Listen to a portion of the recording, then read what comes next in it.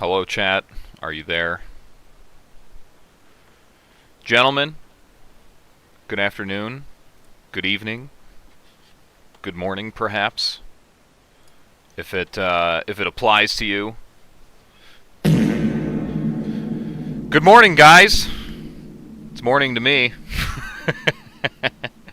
What's up? Fucking long time no see. $2 already off the rip.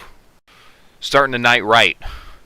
Breaking out that motherfucking card, you know what I mean? Giving me the quirky digits on the back. Fucking Thirsty Tree. Channel member. The homie. $2. He says, only base chads rock the 12 MOA Groupin' Blaster. You're goddamn right. What's up, dude? What the fuck y'all mean on time stream, bro? Literally, I'm on time like every time. I've never been late. Not once. Y'all are fucking tripping. How we doing, guys? Guys, I know we're starting to trickle in here. All right, the homies are the goons are being notified as we speak. I am now live and on time, and they will be joining us en masse. Already got 20 people hopping in here. Please like the stream so that the goon army can be notified far and wide. Unsubbed. Fuck you. Oh, unfortunately, Mr. Fox will not be able to join us tonight. He will be at the ball crushing factory having his balls crushed, respectfully. So, you know, many such cases. Unfortunately, these things happen, fellas. Well, let me turn on my mic a little bit. How's the mic sound, guys? Am I super fucking loud? I'm looking at my my audio balancer here, and I'm touching the red just by speaking. So, if I'm loud, just let me know. The fuck? Holy shit, this isn't right. Yeah, I know. We're on time. That's good. Sounds painful. We're all over the place. Fuck it. I'll just be like, you guys remember fucking back in the day? God, it's weird to say that, but it's not really that much back in the day. But if you guys watched fucking Risky Krisky's videos, he would like, I feel like that dude's audio levels were just like different for every single video. Like sometimes it sounded okay and, you know, like properly balanced or whatever, and then other times it was like the mic was literally in his mouth, bro, and he would go on a fucking like 30-minute rant with the mic like that. It's just like, he was just like, fuck it, I don't care. Unsubbing because OG turned his volume down. Dude, I literally turned it down 0.06 decibels. I'm like redlining my fucking audio shit. Fuck yeah. Yes. We all do miss Mr. Brother Krisky. He sort of exists as like a as like the fucking LARPer Santa Claus, you know what I'm saying? Like he just like makes guest appearances on different shows and stuff like that. So just maybe, guys, just maybe, fucking we'll have a Christmas miracle, okay? Fucking maybe Mr. Krisky himself will bless us with his presence if we all just fucking wish for it hard enough. I actually tried messaging him on Twitter, and he didn't get back to me. So, I mean, that was like a year ago. So, but whatever. No biggie. Probably, I just hate his guts now. I did take it personally. So, but yeah. So, yeah, a Krisky miracle. That's right. Alrighty, gentlemen. It's probably going to be, I'm not sure if the homies are going to be around. Proturband, I think he got re-trapped into Zoran Mamdani's fucking crystal, and he's doing some personal stuff there, and then GWatt has been MIA. No answer from him, so he's probably busy as well. And then Bones is en route to do army stuff, so he will be tied up for a little while, at least for the next like week or two, and then I think he might have some free time. We'll see. Yeah, Krisky's more of a cryptid. That's true. there's only sightings of him now, but no real evidence that he still exists.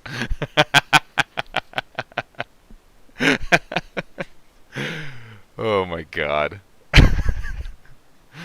Yeah. Welcome in, Stale Dog.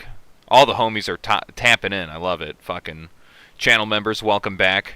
Thirsty Tree, Twin Arrow, Fultism. Fucking, who else we got in here? Any other based channel members? SV89, obviously. The fucking Lil Booty Fart. Kevo. The boys are here. Yeah, the femboys are back in town. Love to see it. You love to see it, chat. You love to see it. I'm going to grab a beer from the fridge real quick. I actually left them in the freezer, so I hope they're not exploded. Leave a 1 in the chat if you think they fucking blew up.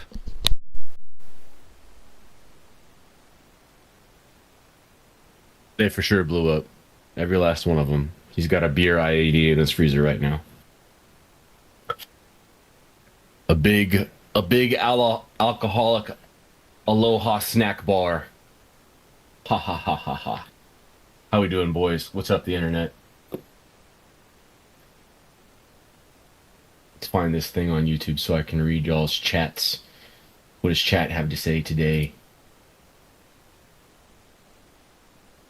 What does chat have to say today?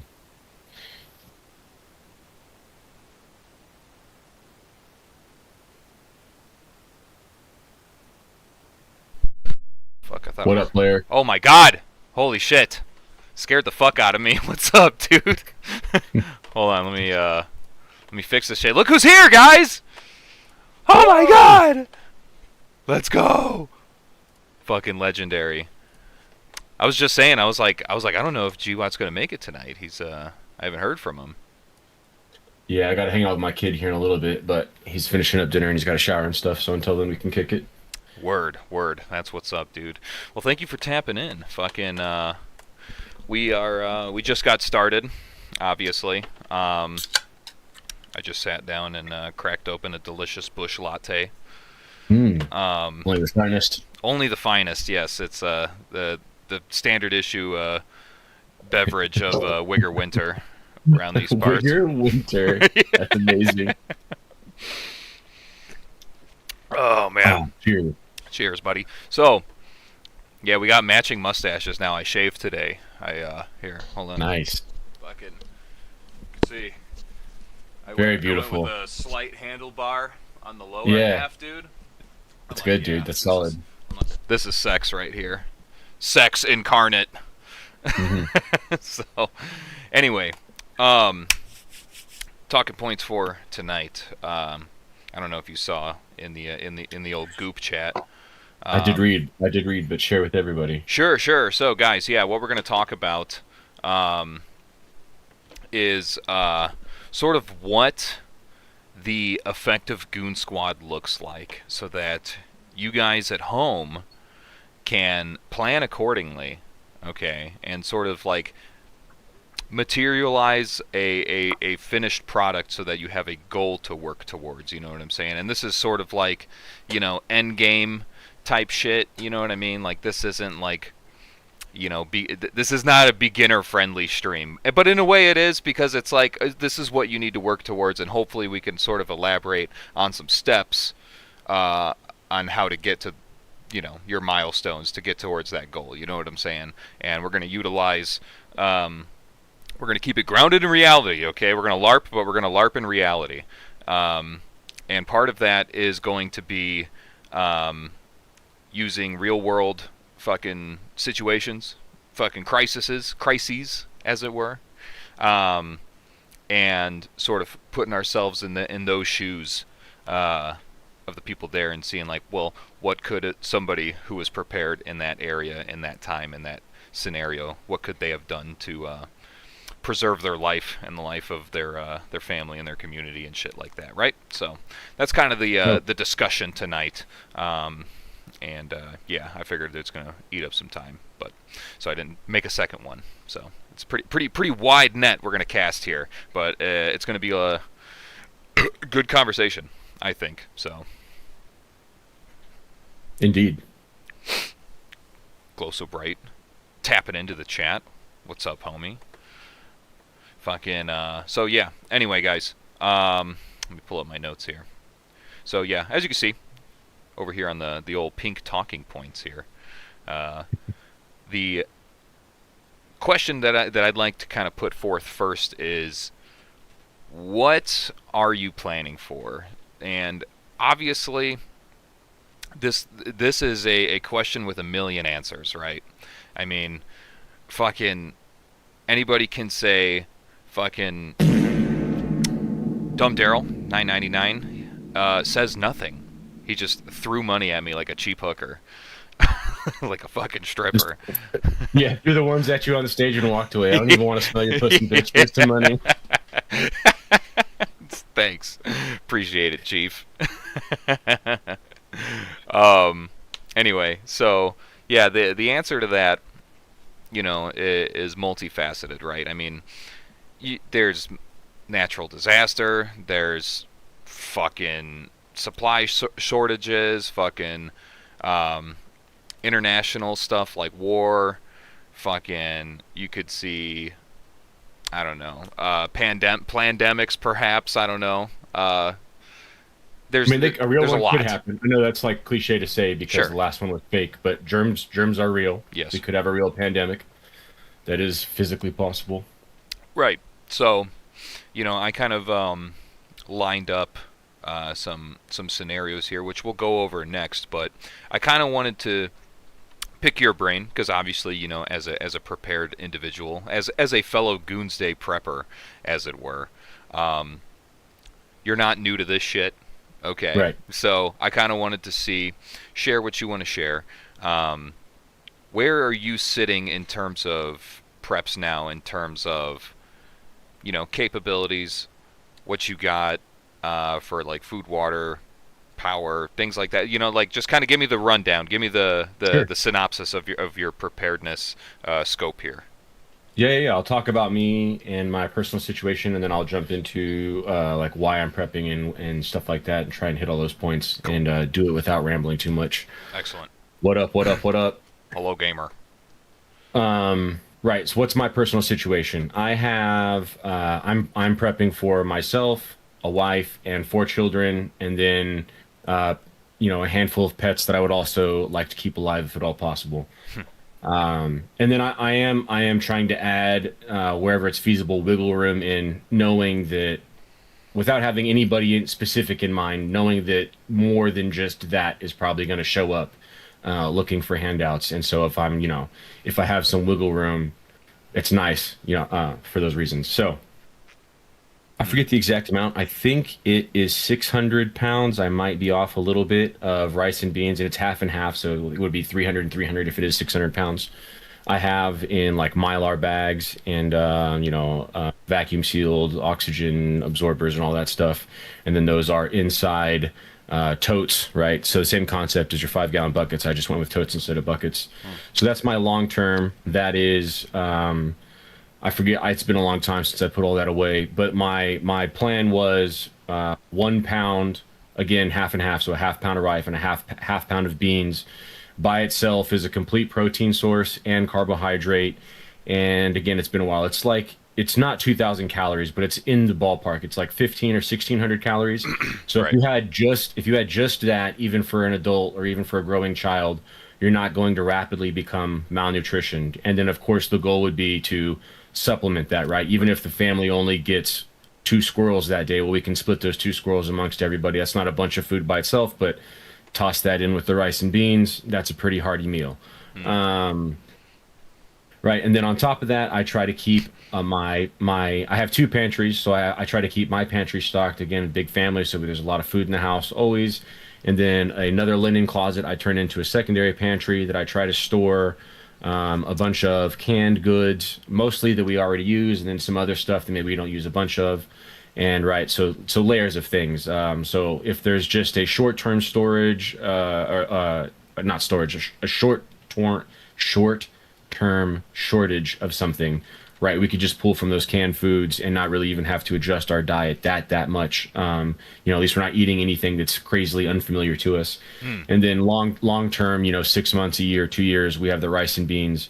And then I also have a bunch of seeds stockpiled. Some seeds I keep just in like a drawer, and then a bunch of seeds I keep in a refrigerator that is its own thing that doesn't get open and closed to create condensation. Oh, that's a whole nother tangent, Hmm. right? I want more seeds, ideally seeds not only for me, but seeds for everybody else, right? So not only would it be nice for my neighborhood to a not go hungry, but even if that plan flops or whatever, and everybody's like, well, whose door are we going to kick in and kill and take their shit? Probably not the guy that gave everybody free seeds in the beginning, right? He's like nice and we like him. Yes. So that's my food storage plan. Texas, water is going to be an issue. There's no way I'm going to be able to store enough of it. I have a series of 5 gallon jugs, I think like 15 or so, like the military jerry can tan plastic ones. Hmm. And so I keep those full. I have one 55-gallon container. I keep it full. I'm a renter, but the house I'm renting does have a gutter system on it. So if I needed to use that for water collection, I could, impromptu set something up. And then heavy on water filtration, right? So I have a bunch of personal water filtration that like I would take on patrol, and then completely separate from that, I have family filtration and a multi-tiered filtration plan. I have a whole video on it, so I won't go over it a bunch, but Nice.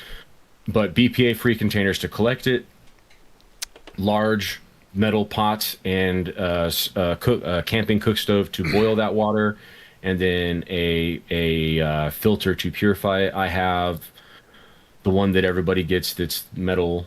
Um, I can't think of the name. It doesn't even matter. Yes.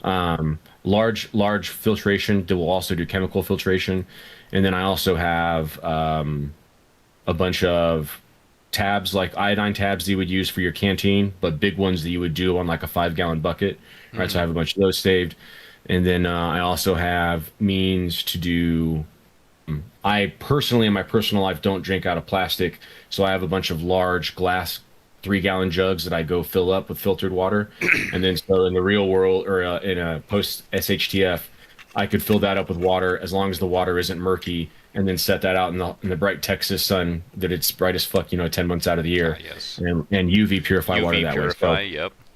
multiple ways to purify water, multiple step purification process before I'm passing water out to women and children, more than I would purify just for myself. I have a whole video on that, right? So there you go. That's water and food, the big ones. Hygiene, no one does enough. I do some, it's not enough. I have one of these totes back behind you see up high is just of hygiene. It's got like powdered laundry detergent, powdered soap, extra toothbrushes, extra toothpaste. It's not going to last years and years and years, but instead of day 3 trying to figure out where am I going to get tampons, the world just ended. At least that initial month or whatever, the first time I have that problem, I can do what I'm used to. Again, I call it a runway. It gives myself a little bit of a runway to try to figure out, so I'm not wiping my ass with leaves on the 3rd day of the end of the world. Right. I have some time to figure some things out. And yep, back on water, since a big one for everybody, especially apartment people. I'll go grab them maybe in a second, but they have these things you can throw in your bathtub and then hook up to your faucet. So if an emergency happens, there's enough water in the pipes and everywhere for you to drain it. So you can, if you fill up your bathtub, it's going, even if you, clog it like you want to take a bath, after like a day, it's going to start draining. So they sell these bags are like whatever, 30 or $50 now. Could even be $100 because of inflation these days. Who knows? But whatever. On Amazon, you can find them. They go in your tub, hook it up to your faucet, and then it turns your tub basically into a big 55-gallon drum, right? So I have two tubs. I've got one for each, so I could throw those bad boys in there, plus up on some water real quick as well. Yeah. Yeah, bunch of ammo, right? I have a whole video on that as well. I've got probably like 3 or 4 thousand rounds of 5.56, but the vast majority of that is high quality. So that's a whole nother tangent I won't go down. Right, but I've got nice high quality rounds to do specific tasks that I might have, as well as a large bulk quantity of just like range candy, Mm. and Suppression yep, ammo, if you will. yeah. Yeah. I mean, that's my personal sustainment levels. What am I prepping for? Everything and nothing at the same time, right? Hmm. I don't have one specific thing where I'm like, we're gonna have a nuclear war and I'm prepping for a nuclear war or whatever, a zombie apocalypse, et cetera, et cetera. Mm. I'm aware of all the theories. They all have like a different percentage of likelihood. I think that either a politically driven civil war or economic collapse, and then thus a power vacuum after, are probably the most competing for number one spot in likeliness to cripple America coming up in our near future. And then how should civilians train and prep and all that? I forget what the exact question was. We kind of touched on that, right? I Hmm. have like two split theories. The original purpose of the Second Amendment is for the population to be the standing military, right? Like the president can't march the military on the population if the population is the military. That is the point of the Second Amendment. Hmm. That again is a whole tangent. I have a video all about that. So I feel that it is every military age male, which would be, anywhere from 15, 16 upwards to 50, 60 years old, if you keep yourself healthy and in shape, Hmm. should, have a rifle, have nylon kit, understand what buddy rushing is, understand what a support by fire is, understand what battle drill 1 alpha is, understand what 360 security is. Just like some super, you don't have to make it your life. You don't have to go Right. every Saturday and be in a militia, You but you could learn should this shit in like have. 3 months. Yes, Yeah. have a gun. It could be your hunting rifle. It could be your bolt action hunting rifle, your 12 gauge bird gun. That's fine. Cool. You have a long gun, have some nylon kit to go with it. That goes in the corner of the closet. Great. You fucking understand how to walk in the woods. You understand how to participate on a gun line. Wonderful. You've served your civic duty as an American citizen, and up to this point, that's been the majority of what my channel's been about. Now, separate that's just like at all times for all always, no matter how good or great it is, that's what every able-bodied American man should be doing. Hmm. Separate from that, times are not great, and it looks like they might get worse in the near future. So you should be doing things to prepare for that. And though there's going to be a lot of crossover between the two, there's also going to be a lot of things that don't cross over between the two. Right. Incredible. God bless. Got a fucking a whole that was so in depth, guys. I hope you were fucking taking notes at home. Okay. Chat was going off while you guys while you were giving that fucking that master The class. monologue. That master class on fucking late stage preparedness. You know what I'm saying? Um, Before we continue on to Mr. Bucky, glow so bright, guys. If you don't know, now you know. We got a couple donos here though. Let's see here. Fucking show me Jeet feet for $1.99 says, "Sir, you are on the scam call list now." Good to know. Was already on it. Thank you, buddy. And then we also got a Ko-Fi donation from Illegal Alien Inside My Spaceship. Guys, listen. Ko-Fi does not Jew me out of half of the fucking donation, okay? So if you want to fucking donate and you want to make sure all those goon bucks go into my fucking wallet, fucking do it through Ko-Fi, please. Um, and you could just still use the same. You don't have to make an account or anything. Anyway, Illegal Alien Inside the Spaceship. He said pouring out one of the Spreecher root beers for Bones tonight. Yes, please respectfully pour out a Spreecher root beer for Brother Bones. He is going to suck the green weenie for a fat minute now. But God bless, he's going to be serving his country respectfully, of course. Thirsty Tree, one more for $2. He says, GWAT, give advice on par with Ben Steger, in my opinion. Really Hell humbled. yeah. Thank you, sir. It's valid. Just It's doing very what I valid. can. Your YouTube channel is literally like a fucking like I feel like I'm like looking at like somebody's fucking life's work of like Yeah. notes and fucking knowledge. It's literally knowledge transfer the YouTube channel. You know what I'm saying? I was, not to like whatever pat myself on the back, but I was Mm, grunting around nonstop for about 10 years, right? 8 years in the military, and then 2 years in the civilian market as a militia. mm-hmm. No time off, no B billet, wasn't a drill instructor, wasn't a SOI instructor, wasn't a recruiter. No, didn't break my leg and sit out for a year and a half. Right, Just a decade of patrolling, right. and I'm just giving that information to Yes. everybody else as best Here I is can. what I know. You know, Yeah, yeah. literally. Alrighty. So, Bucky, brother, good to see you. Thank you for making it, brother. Um, Pleased to be on the show. the so the question put forth here is sort of a multifaceted one. I'm sure you already saw the talking points, but we're kind of casting a wide net here, and sort of trying to reorient. Either the new guys who are sort of on their third optic on their first build, but don't have 2 weeks worth of food in their house. You know what I'm saying? Or the guy who's been doing it for 10 years is on their third optic on their fourth rifle and still doesn't have 2 weeks worth of food in their house. You know what I'm saying? So we're just trying to like, let's have a look at real world examples, which we will in a moment, um, and sort of play the mind game of like what would you do? What would you as a fellow goon do in this type of scenario? But we kind of wanted to do a sort of a check, a humble check, if you want to, um, sort of talk about like what your preparedness um, game looks like right now. What are you working on currently? What are you working towards? Yada yada. Kind of give me the synopsis if you want. So one of the things I've been looking at into, it's kind of a late stage thing, but alternative ways to get electricity, especially in a way that takes AC appliances. Now, I have a little bit more of a justification to get it just because of camera equipment, computers, all that sort of stuff. Mm-hmm.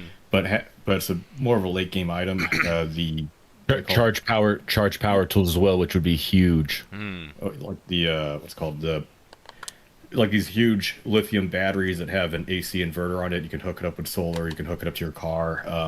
You could also, I'm a bit stupid, but these like basically a gyro or a dyno system. Mm-hmm. You can hook up a bicycle to, and then you can cycle. You can use can turn food calories into electricity. Like make an alternator, basically.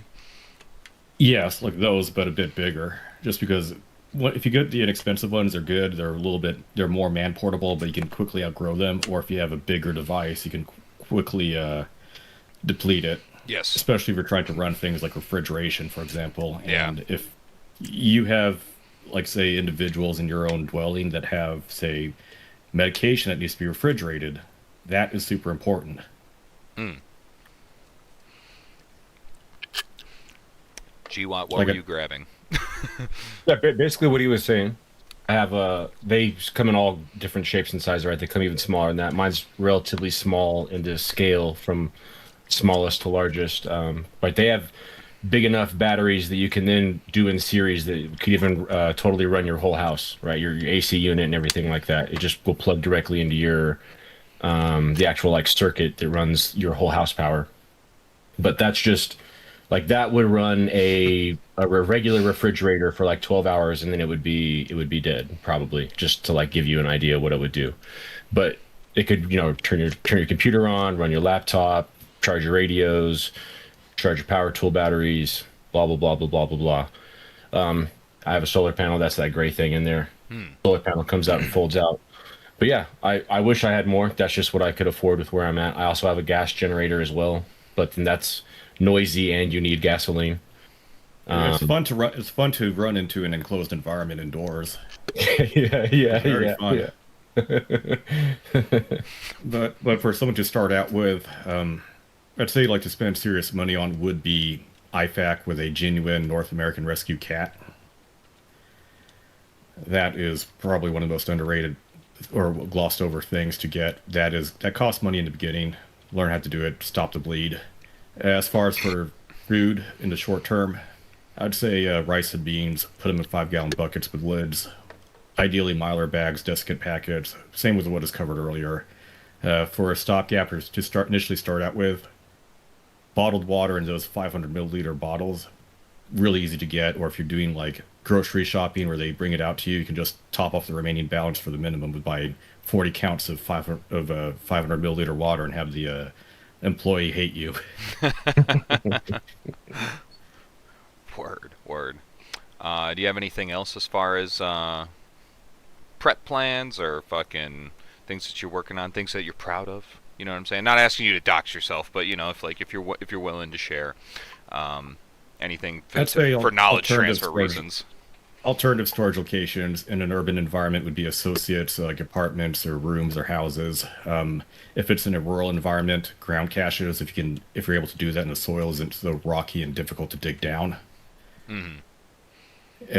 However, having alternative ways to store things, or another thing is encourage other individuals within your own group or community to stock up on the essentials first.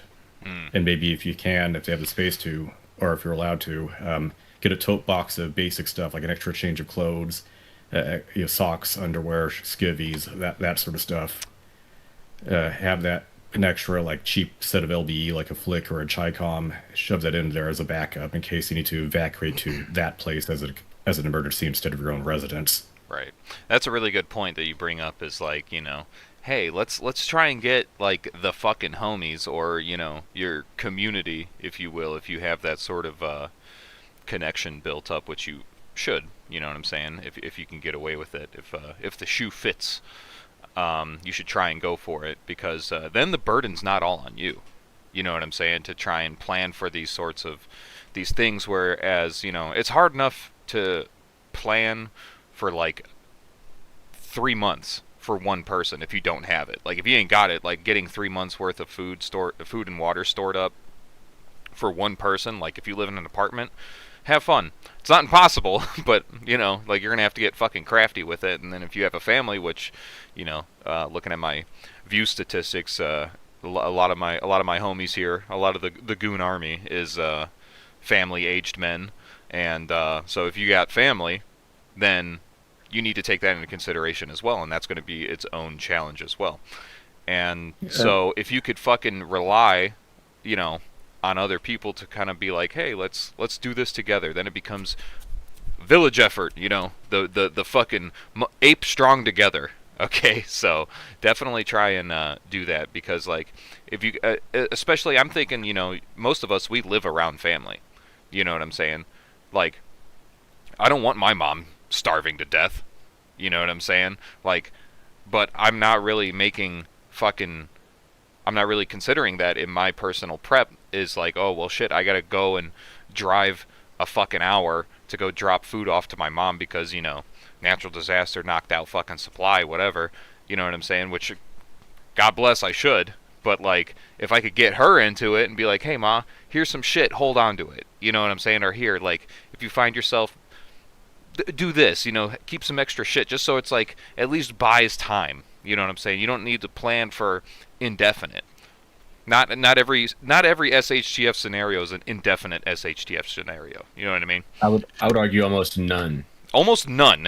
Yeah, and like I'd say the only way we have a like your lifetime and your children's lifetime is in an apocalyptic world is if whatever happened caused a mass extinction event. If 80% of humans die, then yes, we might be primitive people for a few generations. Yeah. But if the general human knowledge of how to do everything and the manpower to do it exists, it's just a matter of time before we fix and remake or whatever the hell the thing is that happened, and we're back on track. Right. One good thing to also have would be, of all things, the Book of Mormon, especially if you're a renter. That way, if maintenance or landlord goes into your place and they look at all this stuff and they see like, oh, it's on the shelf, front and center, they're like, oh, that is another level of plausible deniability. If there's my landlord doesn't come here with this great advice. Then they'd be like, oh, that's the roommates. Yeah. Yeah. If you're planning for a potential UN takeover, just make sure that you have a menorah somewhere visible inside your house, so that it's like Passover. They'll see it and they'll just leave. They'll fucking leave you alone. I'm fortunate to be in Texas, so it's hard to do something outrageous. I need to buy like I need to buy like most of the like a whole bunch of like big flags of all throughout the world. So like if the Chinese show up, I have a Chinese flag. Yes. If the UN shows You're up, not I have wrong. That's Israeli a pretty flag. smart idea. Yeah. And how expensive would it be, dude? You know, you're talking like $10 a flag or something like that. You know, any major threat. While we're on the topic too, slightly adjacent, I've been thinking about wanting to go and get a whole mess like 10 or 20. I'm like honestly even up to 100. I don't know how much they cost. Like the armbands for like team sports or whatever. Just like if something pops off and I'm having to equip the dad squad, how are we going to target ID? Like, well, all of us have yellow armbands or purple armbands probably for me or whatever the fuck. You know what I'm saying? Yeah, yeah, I'd yeah. say duct tape's cheaper. I was Duct going to tape's say cheaper. that seems to be the common standard now. Yeah, it's a standard because you're trying to equip a whole military. But if I'm not trying to equip the entire military, then maybe I can do something a little bit more comfortable, permanent, et cetera, et cetera. I don't know if they're a $50 per armband, then never mind, it's duct tape. But yeah, right. It's tattered T-shirts. That's another thought is going out and buying a pack of just like bulk long sleeve cotton t-shirts in whatever color, something that's not like literally orange but like dark red or purple or even like dark blue, right? Everybody else is going to be wearing some form of camouflage, but we're going to be the guys with the dark blue t-shirts underneath our plate carriers. Right. You give up a little bit of camouflage but gain a lot in friendly identification, right, for fucking $5 for a 5-pack. And in most scenarios, I mean, that's not camouflage is not really going to be a concern. Yes. You know, if we're talking in, like community neighborhood defense watch here. Defense, yeah, then we're not. No ghillie suits today. Yeah, leave it at home. It's not going to matter when you're sitting inside the Explorer. You know what I'm saying? Like, fucking on the street corner type shit. Yeah. So. Precisely. So my head's been there lately, thinking about that. Right on. Similar to the flags of the world thought. Yeah. Okay, so let's see. I mean, like if you have the Gadsden flag, you're probably the first one to get murked by whoever doesn't like it. He's a problem. So yeah, I'll talk about kind of like where I'm at. We'll do a little reflection here. As you guys know, I'm terminally poor, as it stands right now, at least. Ko-Fi link in the description. Channel members, thank you. thank you. Fucking, but anyway, fucking the shit that I'm working on right now. I'm blessed enough to, like you said, Bucky. I have like a community that I work with. It's my Goon squad, you know. So I don't necessarily focus heavily on long-term sustainment for myself and my family, because it's like we have an agreement. Something happens, we come together. You know what I'm saying? Larva, $2. He says Goon uniform equals no shirt. War is now shirts versus skins. I'm on team no pants. Yeah. Hell yeah. Here we go. My balls will be out. All right. Fucking. Yeah, my balls was hot. Mental flashbang for anybody who sees me. Thank you for that, buddy. But yeah, so like the long-term plan, you know, it's like if something is like, okay, this is going to affect us heavily for more than 2 or 3 months, you know, then it's like we pull together and we have a community. We have, you know, I'm not going to dox too much here for privacy reasons, but, you know, like we meet up and we survive together type shit. So, but in terms of, so my goal is to really solidify, to streamline the process of, okay, we're transitioning from short-term to long-term. How can I get the things that I need to make us more efficacious in the SHTF scenario of your choosing in that location where we meet up? And is it something that is man-portable, or how am I going to get it there if it's not? You know what I'm saying? So, and then the other side of that is really solidifying the 3 month. That's kind of like my magic number there is 3 months, because I would argue, you know, most shitty situations either are shorter than that, or that will buy you enough time to get out of the shitty situation, because if it's localized, you know what I'm saying. I would be hard pressed to find a nationwide or even region-wide disaster, whatever, you know, fill in the blank, SHTF scenario, where it is longer than 3 months without affecting, and affecting everybody. You know what I'm saying? If I it's going to think affect everybody, it's going to affect everybody for a long time. I believe that's called Portland. Yeah, don't go. That it's literally a Tarkov map there. You know what I'm saying? Scabs everywhere. So don't go. It's PvP's PvP game mode. Yeah, yeah. So PvE is like being out in the middle of like rural Texas, where like the closest city is like 3 hours away by car. yeah, right. So the uh, trying to figure out, like, for me, what my plan is focusing on, because I have, probably 2 months ish, including everything in my house, like, worth of food. But I'd like to have stored 2 months worth of food in case, like, okay, because you don't really plan, like, okay, hey guys, this tornado is gonna hit and it's gonna fuck us over for 3 months. All right, you know what I'm saying? Like, it's nobody's planning for that. It's you kind of live on off of what you got, and then you get follow-on orders after fucking dicking in the dirt for fucking a month and a half. It's just like, okay, we don't know when this is actually gonna end, and then you start dipping in the stores and stuff like that. So the idea is that I want to have just 3 months worth of shit stored that I can fucking set and forget, right? And that includes food, water, medication for family, which has its own considerations and shit like that, and yada yada. I'll actually go through. I made a nice graphic for you guys to look at, and this one will be better. It won't be 4 pixels like the fucking last screenshot I took.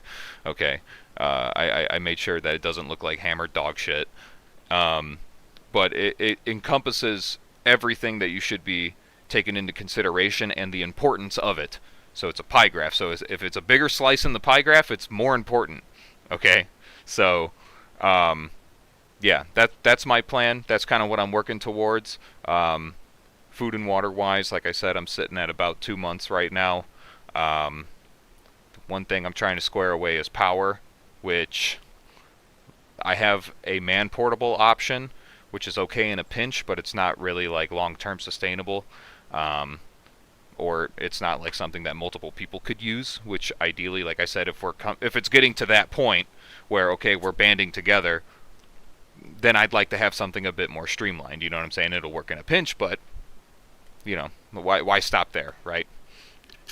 So Another thing to add, like towards like the initial stages of preparation, would be besides rice and beans, is other stuff as well to both to supplement food as well as to make sure like it's not miserable to just eat it all the time. Mm-hmm. So tinned tomatoes, bouillon cubes, vitamins are underrated. oh yeah, big time. I actually have a list of foods Bulk with salt.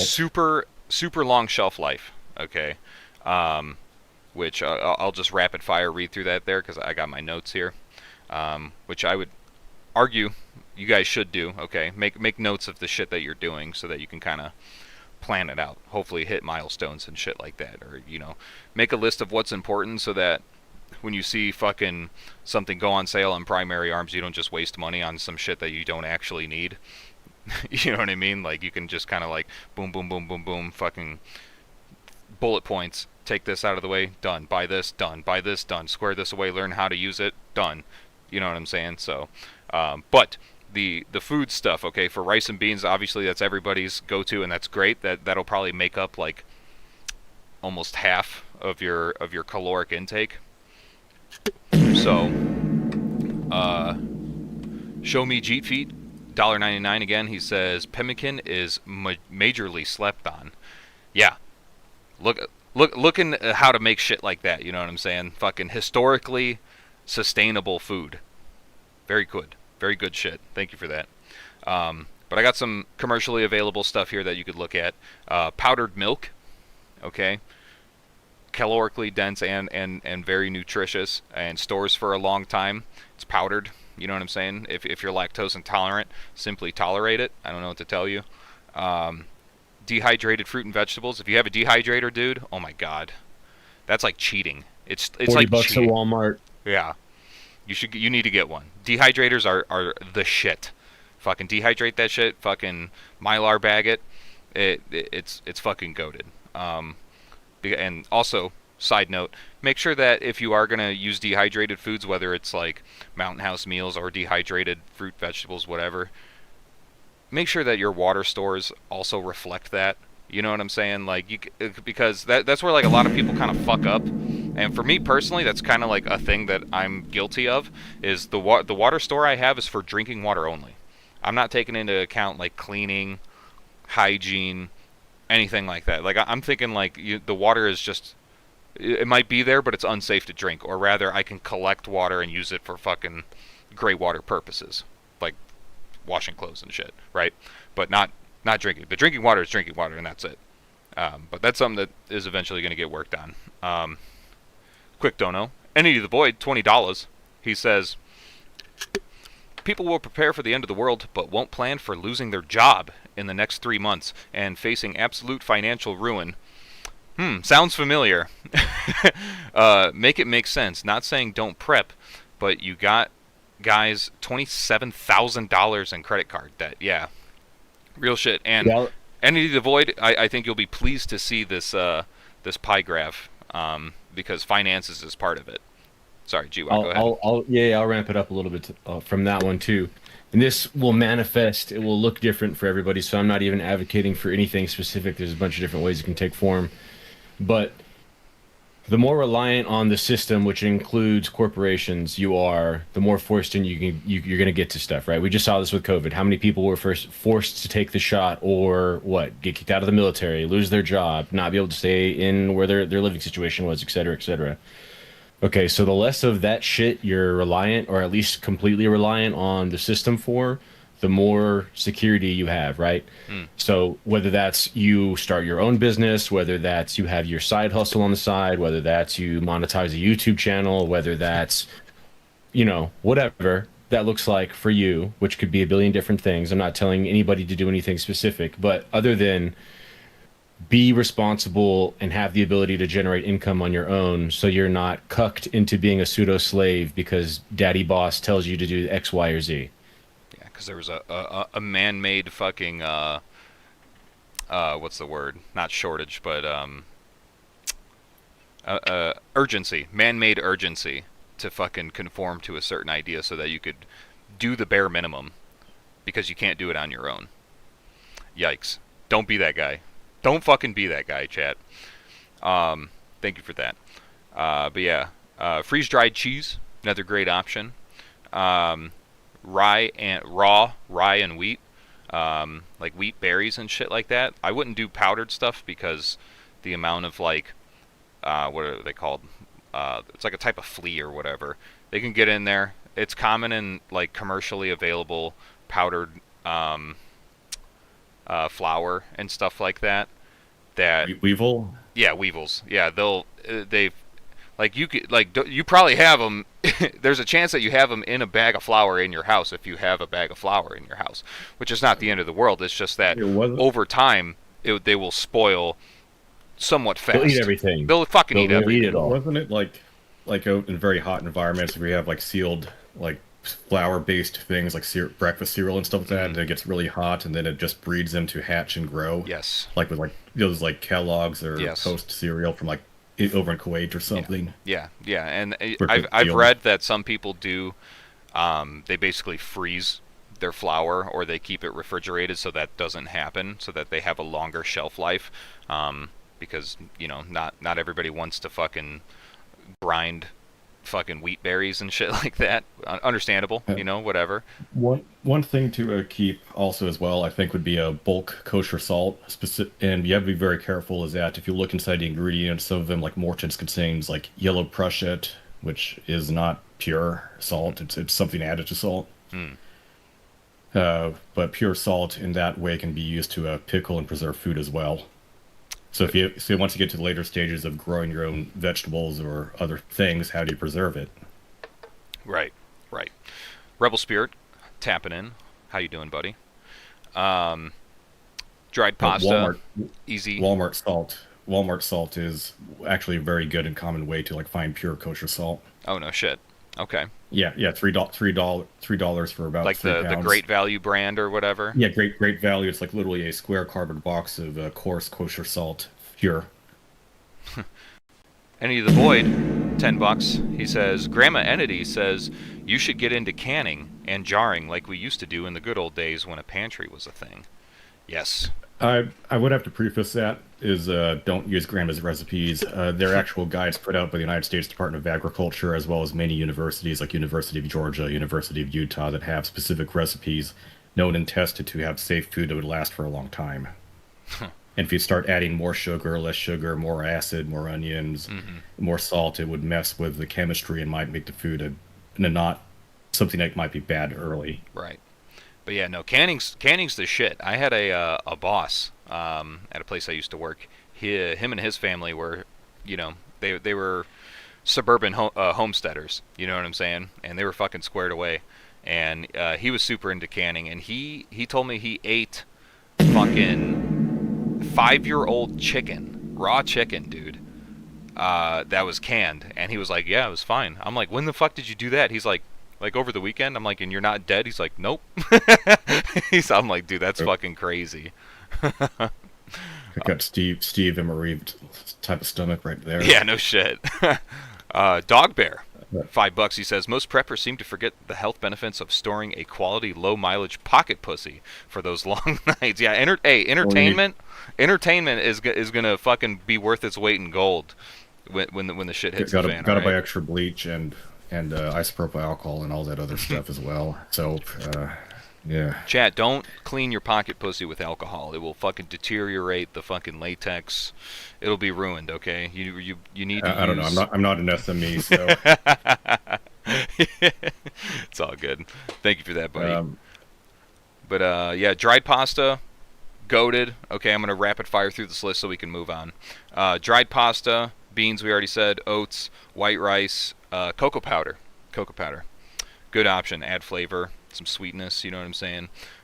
Corn, dried corn, same shit as fucking, basically fucking pasta. It's a form of starch. Potato flakes are great because they're already fucking dehydrated. Honey, pure honey in a glass jar that's properly sealed basically has like an indefinite shelf life. And it is like liquid gold. Okay, fucking, I highly recommend it. You know, especially if you guys fucking are in areas with like high allergens and shit like that, or if you're affected by seasonal allergies and shit like that. If you can get local honey, helps fucking your body fight fucking allergies, seasonal allergies and shit like that. So, salt, sugar, like you said, get the fucking kosher salt from Walmart. That was actually, I didn't know that. I'm going to put that in my notes right now. Walmart. I don't know if diamond salt is pure or not. That's not available in my region, so I can't check for myself. Something to look into, though. Yeah, definitely make sure it's pure. If you're going to do the canning jarring route, get extra lids. I think there are reusable lids out there, but I don't know how good or bad they are. But if you're going to do canning and jarring, all that sort of stuff, you do need the new lids. Not the rings, but the actual like lids with a gasket. You need one. You need fresh, brand new ones for each like batch or operation. Right. Brendan, member for 2 months. Thank you, buddy. Big cousin supporter. He said, Gualmar. Appreciate that. Baking soda powder is another good one.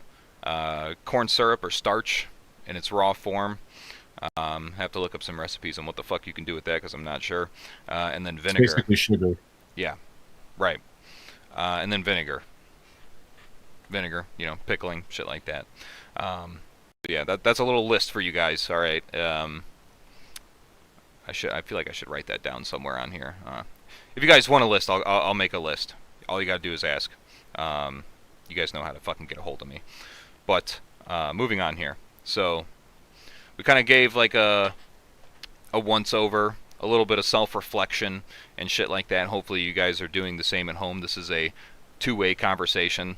You know what I'm saying? This isn't just us talking and you guys listening. I am looking at the chat, so trying to square us all away together here because unlike GWAT, I can't just like make ideas into short, concise videos for everybody to fucking listen and learn. So we have these conversations on these lives so that we could all become bigger and stronger goons together. You know what I mean?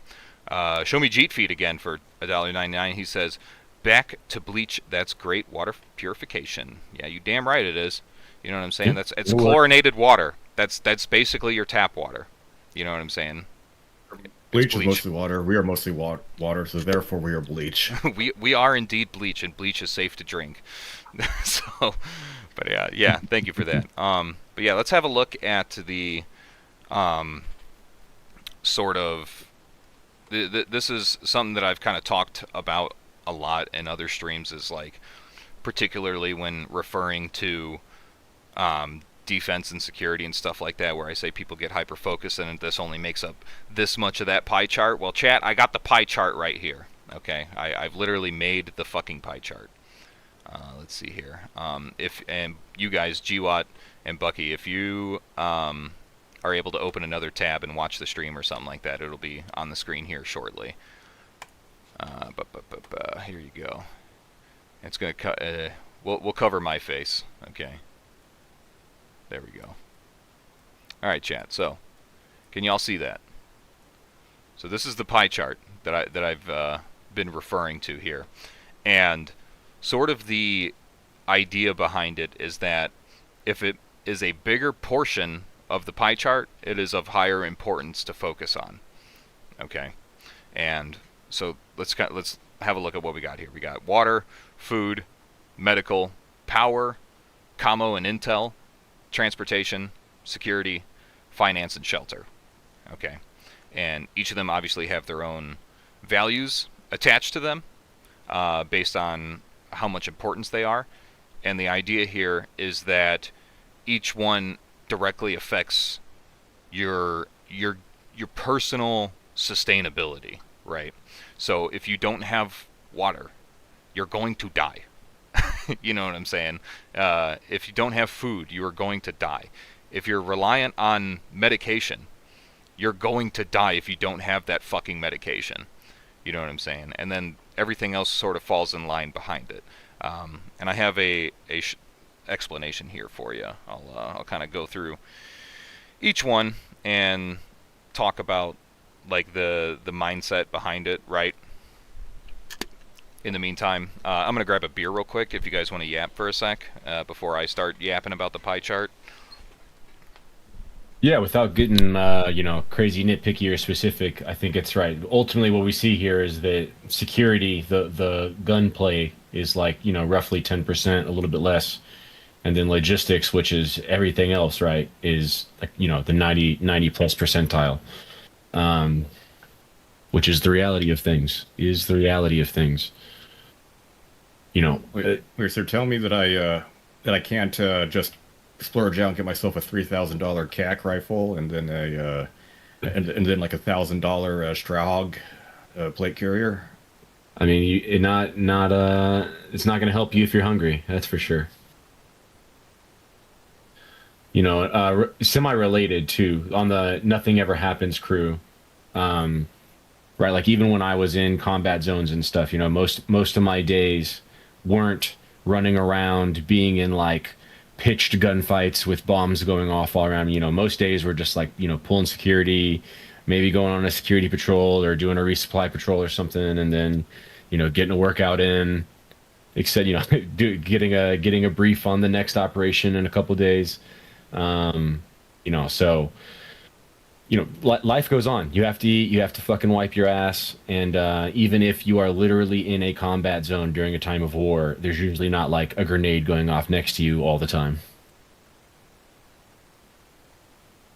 I'd say for combo and intel, being aware of what your surroundings are and what is the most likely adversary you're going to encounter, whether it be a strained logistics, you're not able to get more things, or especially things like gasoline or things that other devices rely on.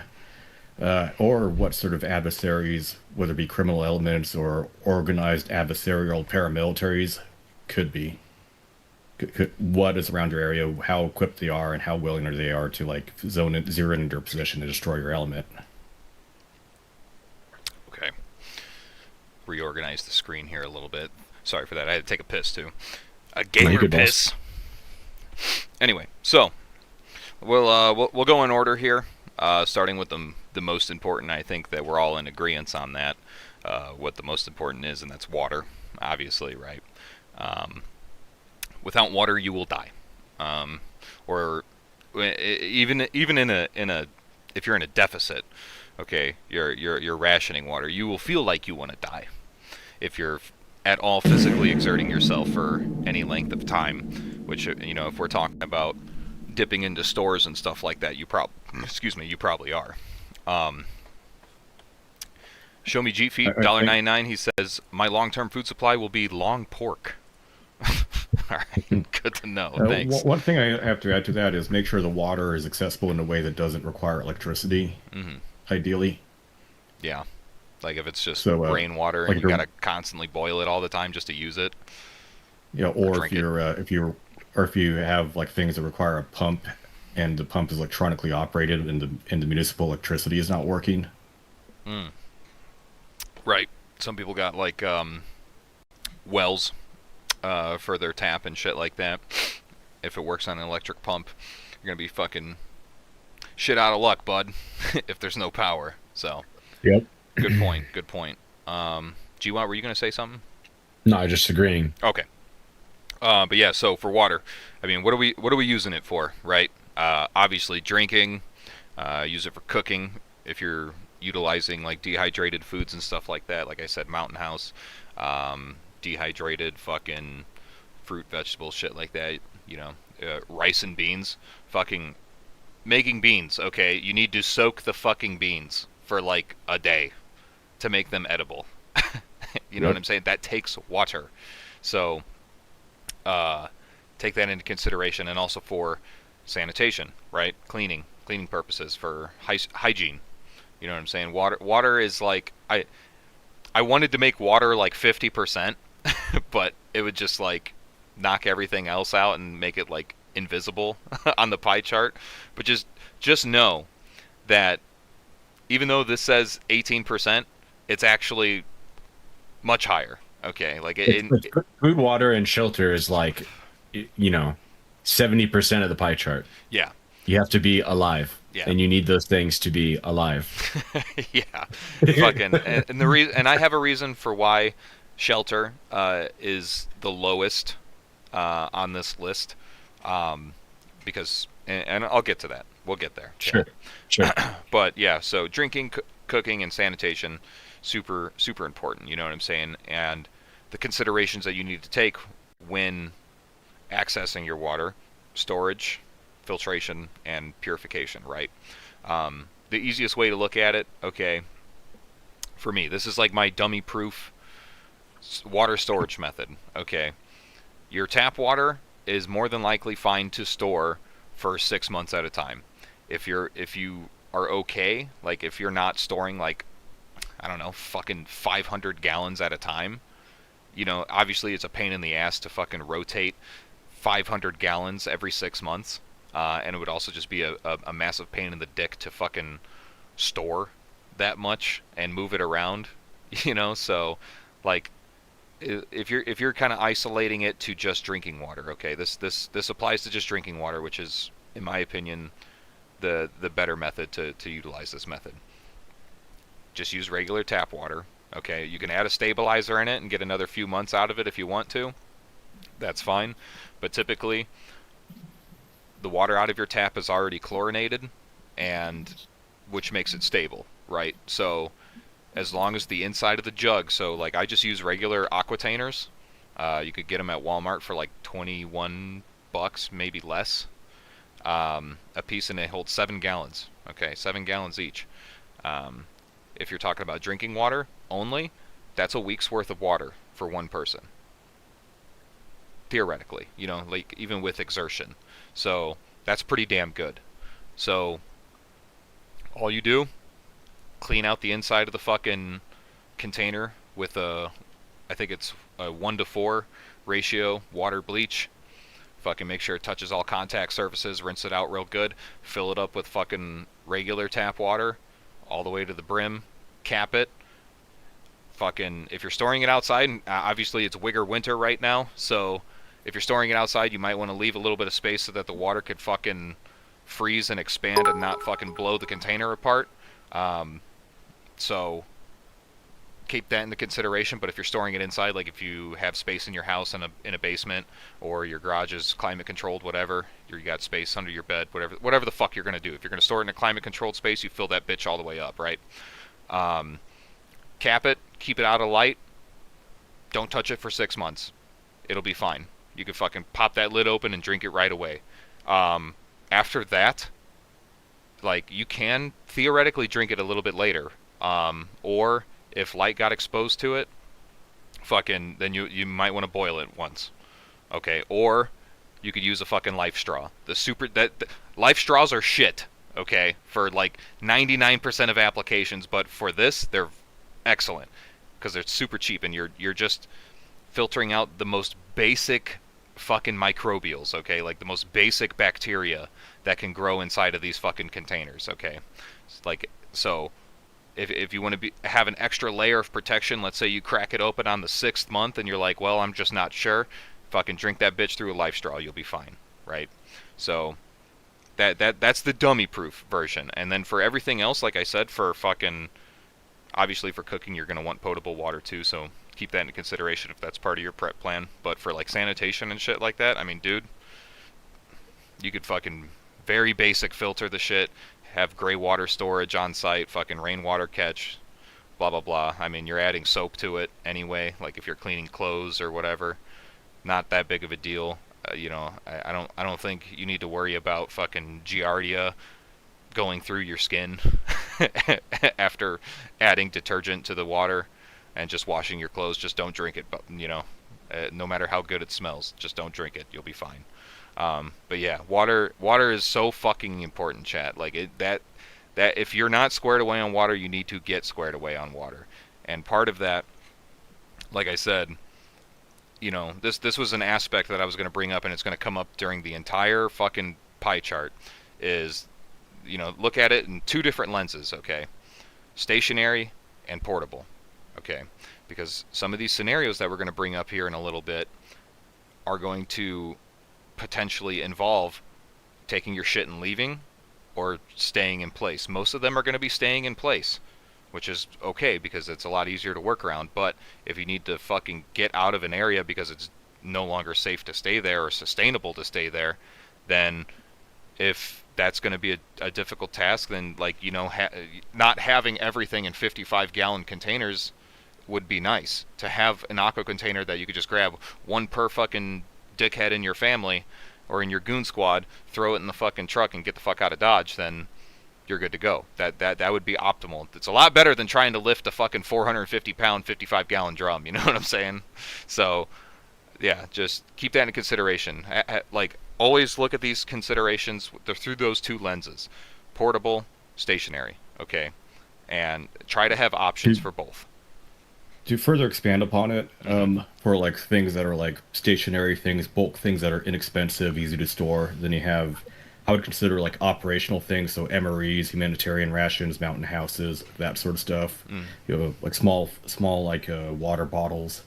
What is your distinction on those? Because the main reason why like the operational stuff isn't as good as the bulk stuff in a holistic way is just cost. Yeah. An MRE, if you can find one inexpensively, is like $4, which is cheaper than a slot meal at McDonald's, but still, like, it's a lot more expensive than buying the same amount of calories as rice and beans and canned stuff, especially number 10 cans. Yeah, I just don't like having all my eggs in one basket, so I always have options available to me, you know what I'm saying? The Mountain House stuff is great because, for one, it's super light. They store for a super long time. The drawback is that it requires potable water that you have to prepare by boiling, which uses energy, and create it that way. It's not like the worst thing in the world, but it has its own considerations. You know what I'm saying? Yeah, I wouldn't buy a bunch of Mountain House as my first and primary food source. Both for like the cost per calorie is probably the main reason. Cost per calorie. Right. I mean, if you got the money, you got the money. SV89, real quick. Been a member for 3 months. Chad supporter, by the way. He said, I would just eat white leftists. People are mostly water, so that checks that box too. You get their stuff, there's supply, their resupply, I would not eat POCs or morbidly fat people. Tap water makes people gay. Yeah. Tap water or bottled water, you're screwed either way. It's true. It's true. So, that's why it's only my expert, in the end of the world, I can drink distilled water every day, or just rather raw milk, if I have my way. But in the end of the I'd say world, being and around I have to start sucking down tap water, OG will live, but he might be a little gay in the end of the world, you know what I'm saying? It's the way I'd of the say beast. avoiding trans fats is a healthy path to life. Indeed. Indubitably. So real quick pro tip while we're on the subject of water, for pre-filtration or anytime you're filtering like fucking rainwater or gutter water, river water into your container, bubble hash bags. Okay, I'm a stoner, that's why I know about these things. They're bags. You can get them different size. The most common one is sized for a 5-gallon bucket. So like the bag fills up the inside of a 5-gallon bucket, and it's you usually buy them in packs, and all of them, they vary in screen size, but they're all a super fine micron bag. The whole bag is a fine micron screen, right? So if you are pouring dirty rainwater into a bucket, you can throw that bag in there, pour the water into the bucket, pick the bag up, all the water falls into the bucket, and then your schmutz is now in your bag, right? If you're at the river and you have your canteen, you can put your canteen inside the thing, close it, and then dunk your whole canteen in the river, and none of the river schmutz gets inside your canteen because it's fully encased in the micron bag. Let your imagination go wild, but I find these likely to be incredibly useful, and not people in the preparedness industry are not even aware they exist. Yeah, it's just if you're filtering, like you got a Berkey filter or whatever. I mean, pre-filtering just is worth its weight in gold. You know what I'm saying? And it's sometimes, for the most part, a single step process, and it helps prolong the life of your filters and shit like that. You know what I'm saying? So if you're in that long term fucking sucking dick for beer money SHTF scenario, then making sure that you get the most mileage out of your filters and stuff like that is huge. So yes, that's sort of the TLDR on water stuff like that. I'll say, for, like I said, that's kind of your stationary option, was the one that I described. Obviously those aquatainers you can pick up and move around and stuff like that, like if you have a vehicle, but for man-portable options, it sort of dips into the realm of procurement and field treating and stuff like that to make wild water potable, and options for that in a pinch. For one, the biggest thing I'll say, because this adamantly applies to me, and I would argue that it adamantly applies to most of you guys too, source selection is huge. Okay, like if you're getting water from the wild, aka it's not coming out of a man-made object or fucking container or something like that, like, you have to be so fucking careful, because everybody thinks that, like, maybe not everybody, but a lot of people think that, like, oh yes, this has a charcoal element, I could fucking drink rainbow water and I'll be fine. Like, dog, no. Okay, like, if you read the fucking fine print for all of these filters, it reduces chemical presence in water. It reduces fucking viral bodies and shit like that. Like, well, for viruses it's a little bit different, but the chemical and heavy metal stuff is the stuff that I worry about the most, because I live in a heavily agriculture area, right? So, like, I gotta be fucking careful. Situation. Yeah, like most 99% of my water is going to be stored water, because it's like I'm not even gonna, like, bother unless it's a dire emergency, fucking trying to get that water out of a fucking pond, near a road, or, like, God forbid, an irrigation ditch. You know what I'm saying? Swimming pool. Yeah. Swimming pool would be literally the best option. Like, weirdly enough, at least it's fucking chlorinated. You know what I'm saying? Like, fuck, like collect it, let it sit in the sun for a while, let that chlorine fucking evaporate off, run it through a fucking filter, call it good. You know what I'm saying? But yeah, no, like, wild found shit, like if you're doing high speed fucking goon patrols and shit like that, you're on your your LURSP mission to fucking push the HOA Karens out of your fucking neighborhood or whatever. Fucking you gotta hit a field resupply, like, buddy, take that fucking shit into consideration, please, because that shit will fucking kill you, or at least cause something to happen that will kill you, i.e., you shitting yourself in the field and dying. So, just food for thought there. The portable aspect is mostly focused on procurement, but some options to look at are the I think one of the better ones, in my opinion, that I have like two. Okay, there's two options. For the easiest one, it's Grail filters. Okay, it's a it looks like a fucking. This is a shitty example. I don't have one. It looks like a bottle like this, right? And it's an outer sleeve that you put dirty water in the outer sleeve section, and then you push the fucking filter down through it, and then it collects the water inside the clean catch reservoir. It's like an $80. Yeah, it's cool. It's an $80 bottle. The filter elements are like $30 for refills and stuff like that, but they have charcoal elements in them so that they will help. Yeah, there you go. Valid example right there. You see that, chat? Hold it up for the class. Let me minimize here. There you go. That's a Grail right there. And yeah, that's probably one of the better filters on the market right now that's easily available if you want the best, in my opinion. This is like, shh, don't tell anyone, all right? This is some secret sauce shit. Okay. Let me find it real quick, but it's in my notes. What is it called again? I'm looking it up right now. Where the fuck? It's Grail, Grail. Oh yeah, that one's Grail. Sorry. Oh, okay, I'm sorry. You're looking at something else. Nope. I think he was asking about the Grail. What's it called first? What is a good size? Like 500 milliliter, 24 ounce. This is the bigger one. They have a 16 ounce. I think this is like a 24. So this is like a little bit smaller than a Nalgene Silo, which is 1.5 liters.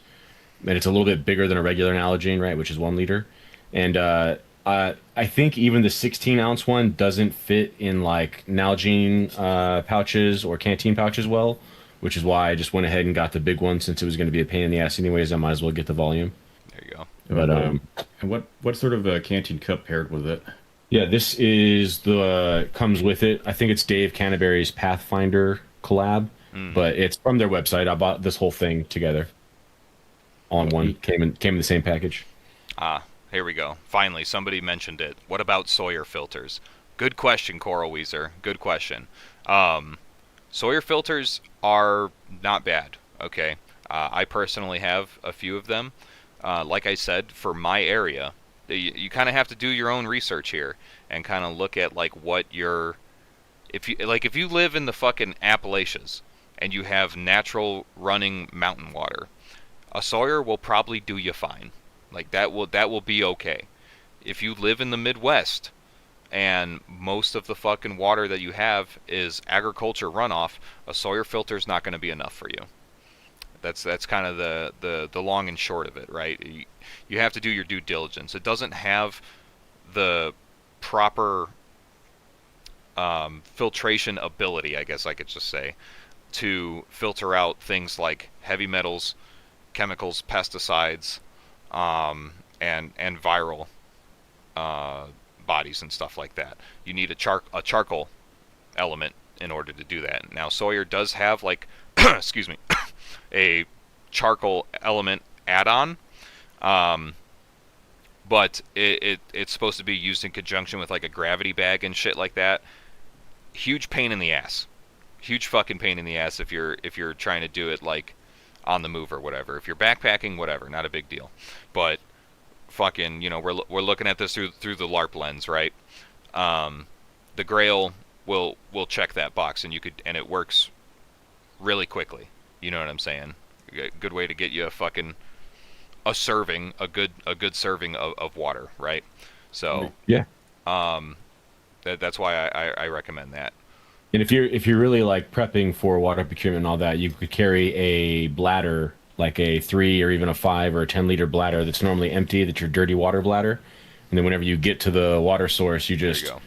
fill that bad boy up and then fucking get your ass off away from the water source. And then when you're hiding in your thorn bush, you can one grail scoop at a time, Yep. purify all of that, and then transfer that into your camelback and your canteens and all that beeswax. Exactly. But I gotta roll out, player. I Okay, homie. appreciate the opportunity. Yes, thanks for sticking around for Um, so long. yeah, man, check out the channel, boys. If you got questions for me, hit up my Discord, tag me. I'm always around. Happy to talk about anything. See y'all later. Till next time, brother. Thank you. Yes, sir. Alrighty. Bones is here. Imagine that. Yes, the Goon hot swap has occurred. I am here, Kings. How is everybody doing? We're doing good. We're doing good. We're talking about water procurement and treatment right now. We're going through my pie chart of important shit to think about when preparing for the great world-ending scenario of days gone. Yeah. So, yeah. Anyway, I found the other filter, by the way. So the Grail, great option for personal filtration capabilities and shit like that. It's fast. It doesn't require gravity or anything like that. And it's not super expensive either. The other option, this is called the First Need. First Need. I'm going to put that in chat right now. First Need. OG is yes. throwing that in there. I've had a grill. Pretty nice. They also, what's nice about them too is, I don't know if you talked about it, but I think they filter bacteria. You're breaking up, buddy. You hear me?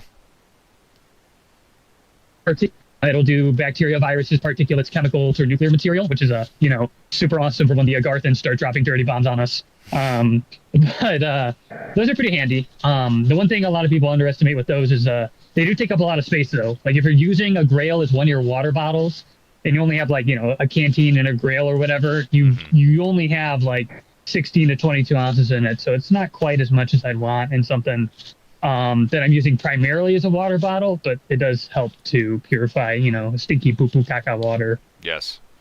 Yes, indeed. So, the option that I put in here, the First Need XL, they are one of the only fucking commercially available water filters that are EPA certified, right? So a lot of these other companies, like, they could sell fucking filters that are made to spec that, only allow fucking 0.02 fucking micron whatever pass through, flow through, whatever, but they're never actually verified. Fucking the First Need is one of the only, or rather maybe even, probably one of the only commercially available filters with a charcoal element included that are verified to reduce like chemical and fucking viral presence in contaminated water to like an EPA standard. So it's a very, very good product. Okay, like this company makes like fucking RV filters and shit like that for like overlanding and whatnot. But this hand pump, the First Need filter pump, the XL, like I said, get the XL version. Don't bother with the other one. That's probably like the filter I would want to use if I was going to drink out of a fucking like still pond in an agriculture area. I have full faith and confidence that it would filter it to a non-life-threatening degree to make it potable. What's one thing I did try that I had very bad luck with was this is not like heavy use, but like tap water through additional filter was zero water, and with my particular municipal water, it tastes very coppery and sour and just weird. After putting it through a zero filter? Yeah, specifically that. Interesting. My house, and it works fine. Yeah, I mean, you would definitely want to test your stuff to make sure to see what works. Have you found a filter that does work better? No, I mean, like, kind of. I've been using just a Brita, like just the Brita filters or like the Amazon generic ones in a Brita pattern. Although one thing I will, as a bulk everyday water, when the municipal water is okay-ish. Not great, but it's okay-ish. But Just switching over okay-ish. to anything more, mostly, I'm thinking about just getting myself like those 5 gallon office cooler jugs and getting a hand pump for it. Mm. Not That way I can terrible. just refill it for about 3.50 or $5 for the gallon. W- There you For go. the 5 gallons. I did see recently. I found this at a totally not in my armor. There's a hand pump that you can either connect directly to a camelback and sip out of it, and it filters the water kind of like a life straw. Or you can use two canteens, one full of dirty water, one there to catch the clean water, and it has like a little lever that you crank that will, filter the water and dispense it into the clean water canteen. And I don't have any specs on how it works really, or what the filter is, or how fast it is, or how long it lasts, but I do know they exist, and I do know that the military does have them in circulation. So I will try to find that and like post it in one of the discords, because I definitely did not take any of them. Yeah, like for me, it's something that I would need to prepare on because most of the I time, would ask my unit to get some. They seemed pretty cool. because whenever I do go outside, there's hardly any water to extract from. Like there's it's arid, it's dry, there's Yeah. nothing. So I completely rely on stored vehicles. So if it's out doing like more, I guess, operational stuff, it ends up being vehicle board, or the vehicle ends up being kind of the core of everything, which is also very vulnerable and also very visible, which I Right. don't like. Yeah. But But that's what happens if you're out in an area for where it's most just scenarios, wide. that's okay, though, I think. Right. It's Um, not like the PNW where I see like LARPers like Cytoxel where he has water everywhere. He can get water wherever Yeah. he wants. I just look down and it's there. Oh, you can get rainwater and like clean out your butt with it. Yeah. I don't have that Incredible. luxury. Yeah, must be nice. Fucking, but Environment does play a major role. we'll move on here to the next point. Guys, if you have questions and stuff like that, fucking Oh consider yeah, hopping one in. thing. What? Do not underestimate water additives. So like there was a knockoff, like off-brand zero, like Liquid IV zero sugar ones. They provide additional vitamins, they provide electrolytes, and also drinking pure water all the time. Well, even after like 5 days straight with just water and nothing else, it just sucks. Yeah, yeah, no doubt. Especially if you're exerting yourself, you know what I'm saying? Fucking, you're eating a pretty bland diet. It would be nice, like you said, either with multivitamins or fucking water additives. Kino. And Good also morale switch boost. out. Also buy a bunch of different flavors, and if you do like operational stuff or whatever, like have like like 3 different flavors. That way you can. It'd be interesting. It'd be something different, not just having the same stuff all the time. Right. Oops, shit, move the fucking stream. There we go. But moving on here to the other pie chart section. And like I said, if you guys have questions about this stuff, fucking, maybe you can't always catch a stream or something like that, and you can't bounce ideas off each other, consider hopping in the motherfucking Discord, okay? Bones has got a Discord. GWatt's got a Discord. I don't think Bucky. I don't want to be a Discord admin or a Discord moderator. I don't want those liabilities become No, me. no, but you hang out in the respective community Discord, so if people's got questions, but it's where the homies hang out. You know what I'm saying? Iron sharpens iron. So if you need that camaraderie or that fucking you're feeling a little homosexual, go ahead and hop in there and try and learn something, or at least look at some funny memes. But if you want to join my Discord, my link's in the last video I just posted, the standard issue Goon rifle. So go ahead and peep that and fucking click on the link there, and you could join my Discord. But anyway, moving on. Food. So we're talking about, preparedness aspect. Fucking next most important thing behind water, food, obviously, right? No shit. When your focus, what the focus should be here, in my opinion, is obviously like shelf stability and sustainability. So we're talking about stuff that is calorically dense, nutritionally dense, and ideally doesn't require a whole lot of preparation. And fucking will obviously last for a long time if it needs to be stored for a long time. I went through that list earlier of foods that will last a long time. For the VOD homies who are fucking stepping in later, I'll just do a quick rundown of that. Powdered milk, dehydrated fruit and vegetables, freeze-dried cheese, rye and wheat in its raw form, pasta, beans, oats, white rice, cocoa powder, corn, potato flakes, honey, pure in a glass jar. Has to be pure in a glass jar. Fucking kosher salt. Thank you for pointing that out. Sugar, baking soda or baking powder, corn syrup with starch, and vinegar. That's the list, okay? That's at least a good start. Those are some options that you can have there. I'm sure not everybody's going to have everything. I certainly don't, but those are some options that you can have. Start looking at making recipes and shit like that with something like that. I'd say having white sugar as well, just because you can't really feed honey to infants. Right. Yeah. Yeah. No. Especially for your dads out there. Mm-hmm. Good point. So, those options there, calorically dense, making up the shortcomings, because obviously if you're not going to have a super in-depth, which most people don't, understandable, there's other options out there. Like I said earlier, I try to not put all my eggs in one basket for one reason or another. The primary reason being I like to have, like I said, the two options here. What are the two options, class? Portable and stationary, right?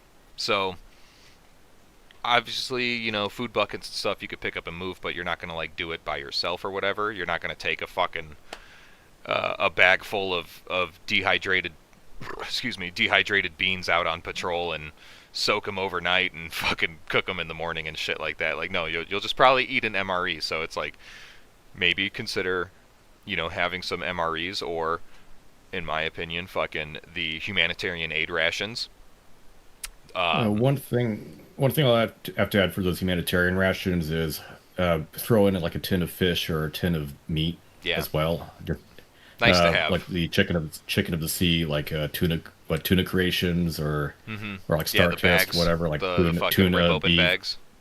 Yeah, tuna, beef, fish. They have like those pre-made entrees to supplement and replace it. Mm-hmm.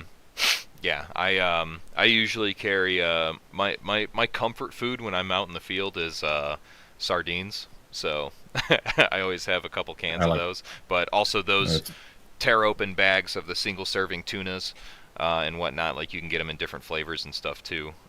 Super cheap. They're like $1 something a bag. Good way to get like 20 grams of protein in one of those meals. So yeah, if you want to do that, definitely go for it. It takes no preparation. You don't have to add water or anything like that. If you go the Mountain House route, understand that you're going to be dipping into fucking water consumption as well, right? And then you're probably going to have to find a way to fucking boil the water in order to properly cook the food.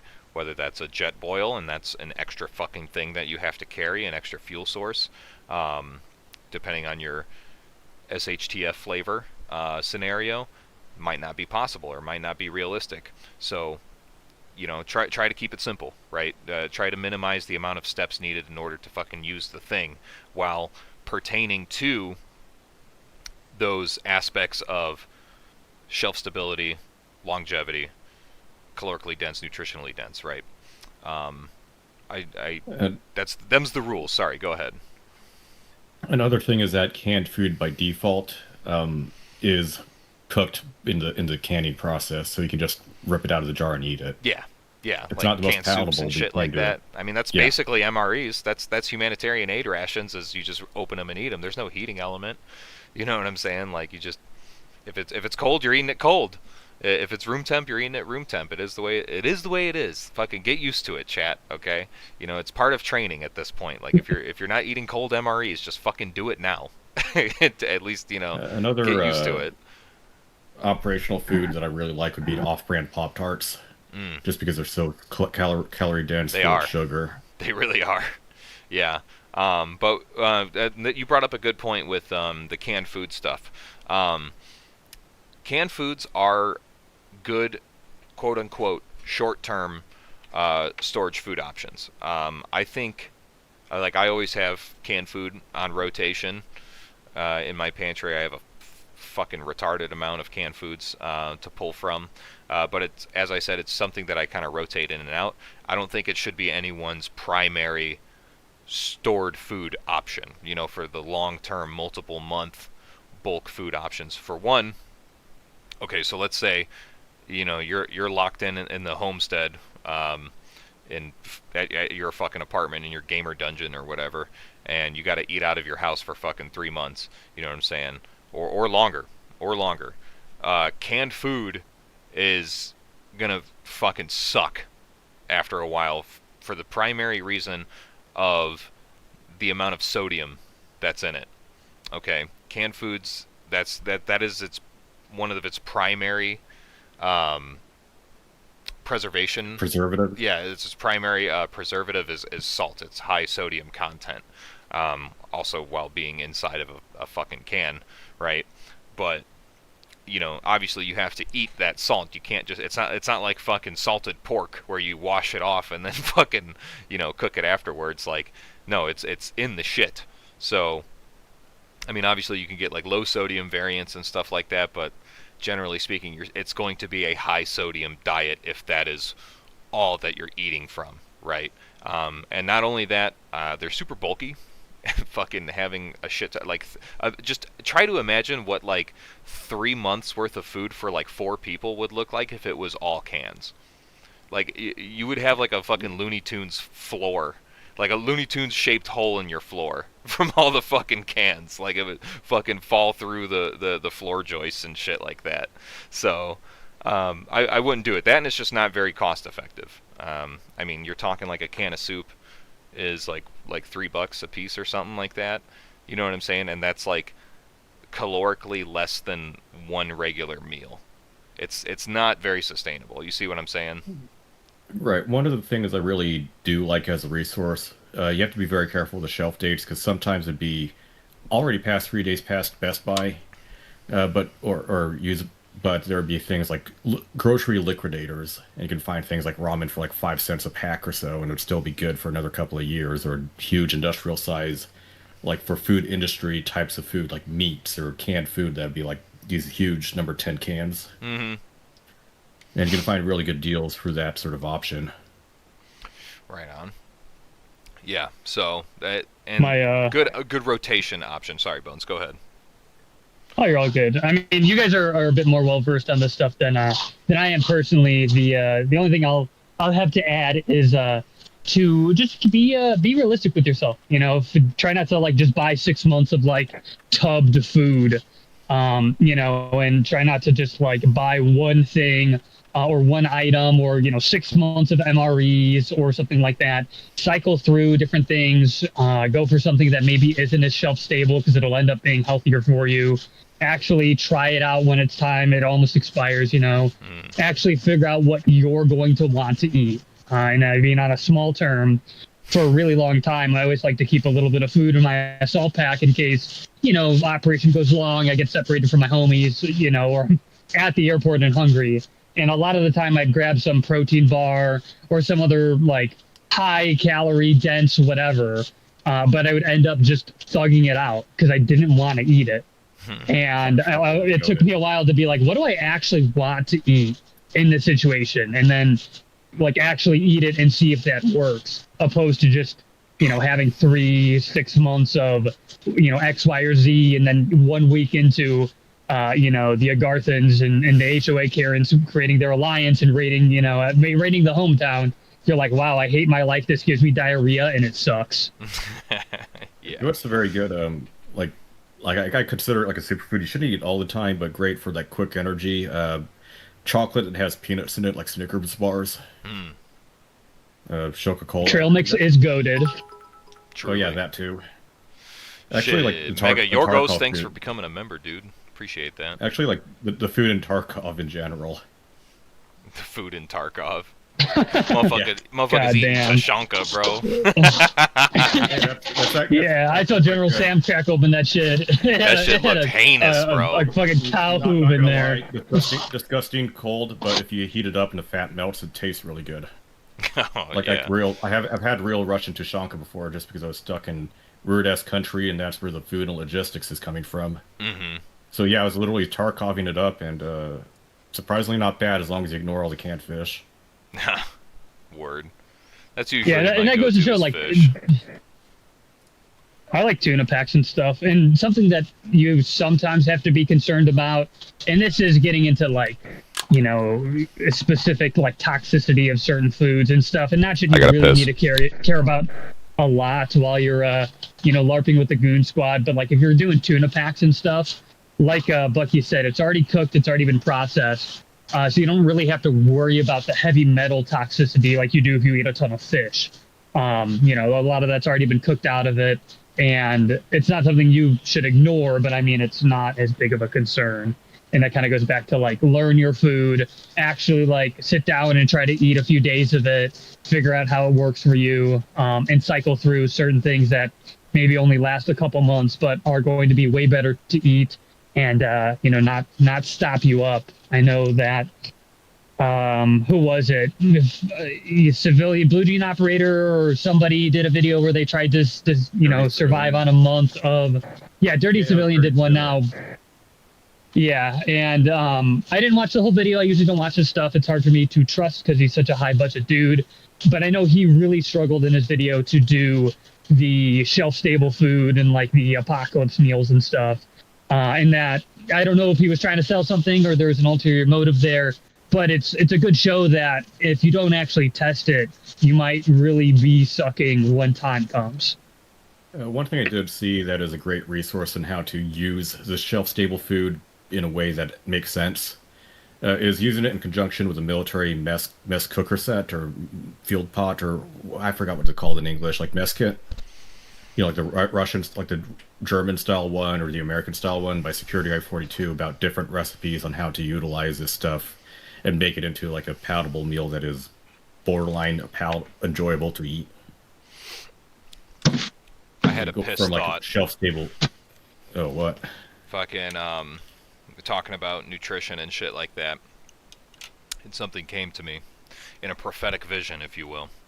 And it was the idea that fucking omega-3 fats are one of the most fucking neglected nutritional fucking fats that are left out of most people's diets. Like, it's really hard to find in other food other than just fish.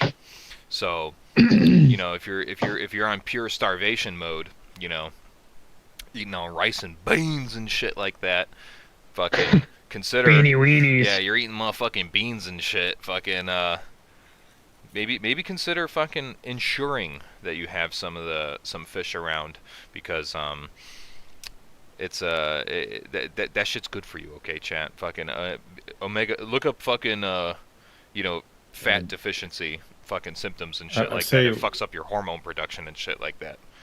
Matter of fact, I'm about to I'd eat say a can like, of sardines right now, cuh. I'd say for like fish packed in oil, I'd say like fish packed in extra virgin olive oil, super goated, no Yes. no seed oils, and then you can Oh, actually yeah. use the oil in a can to actually fry other things as well to go with your meal. Like throw it all in your mess kit, your canteen cup, your mess tin, and then you can make something out of it and use the fat from the olive oil to actually make something. Real multi-use item right there. Yeah, coffin torpedo, rabbit starvation, real. That's Or- what I'm talking or do about. the or you can do like the Israeli like toilet paper trick of like smoking the meat with toilet paper to make it interesting and more palatable.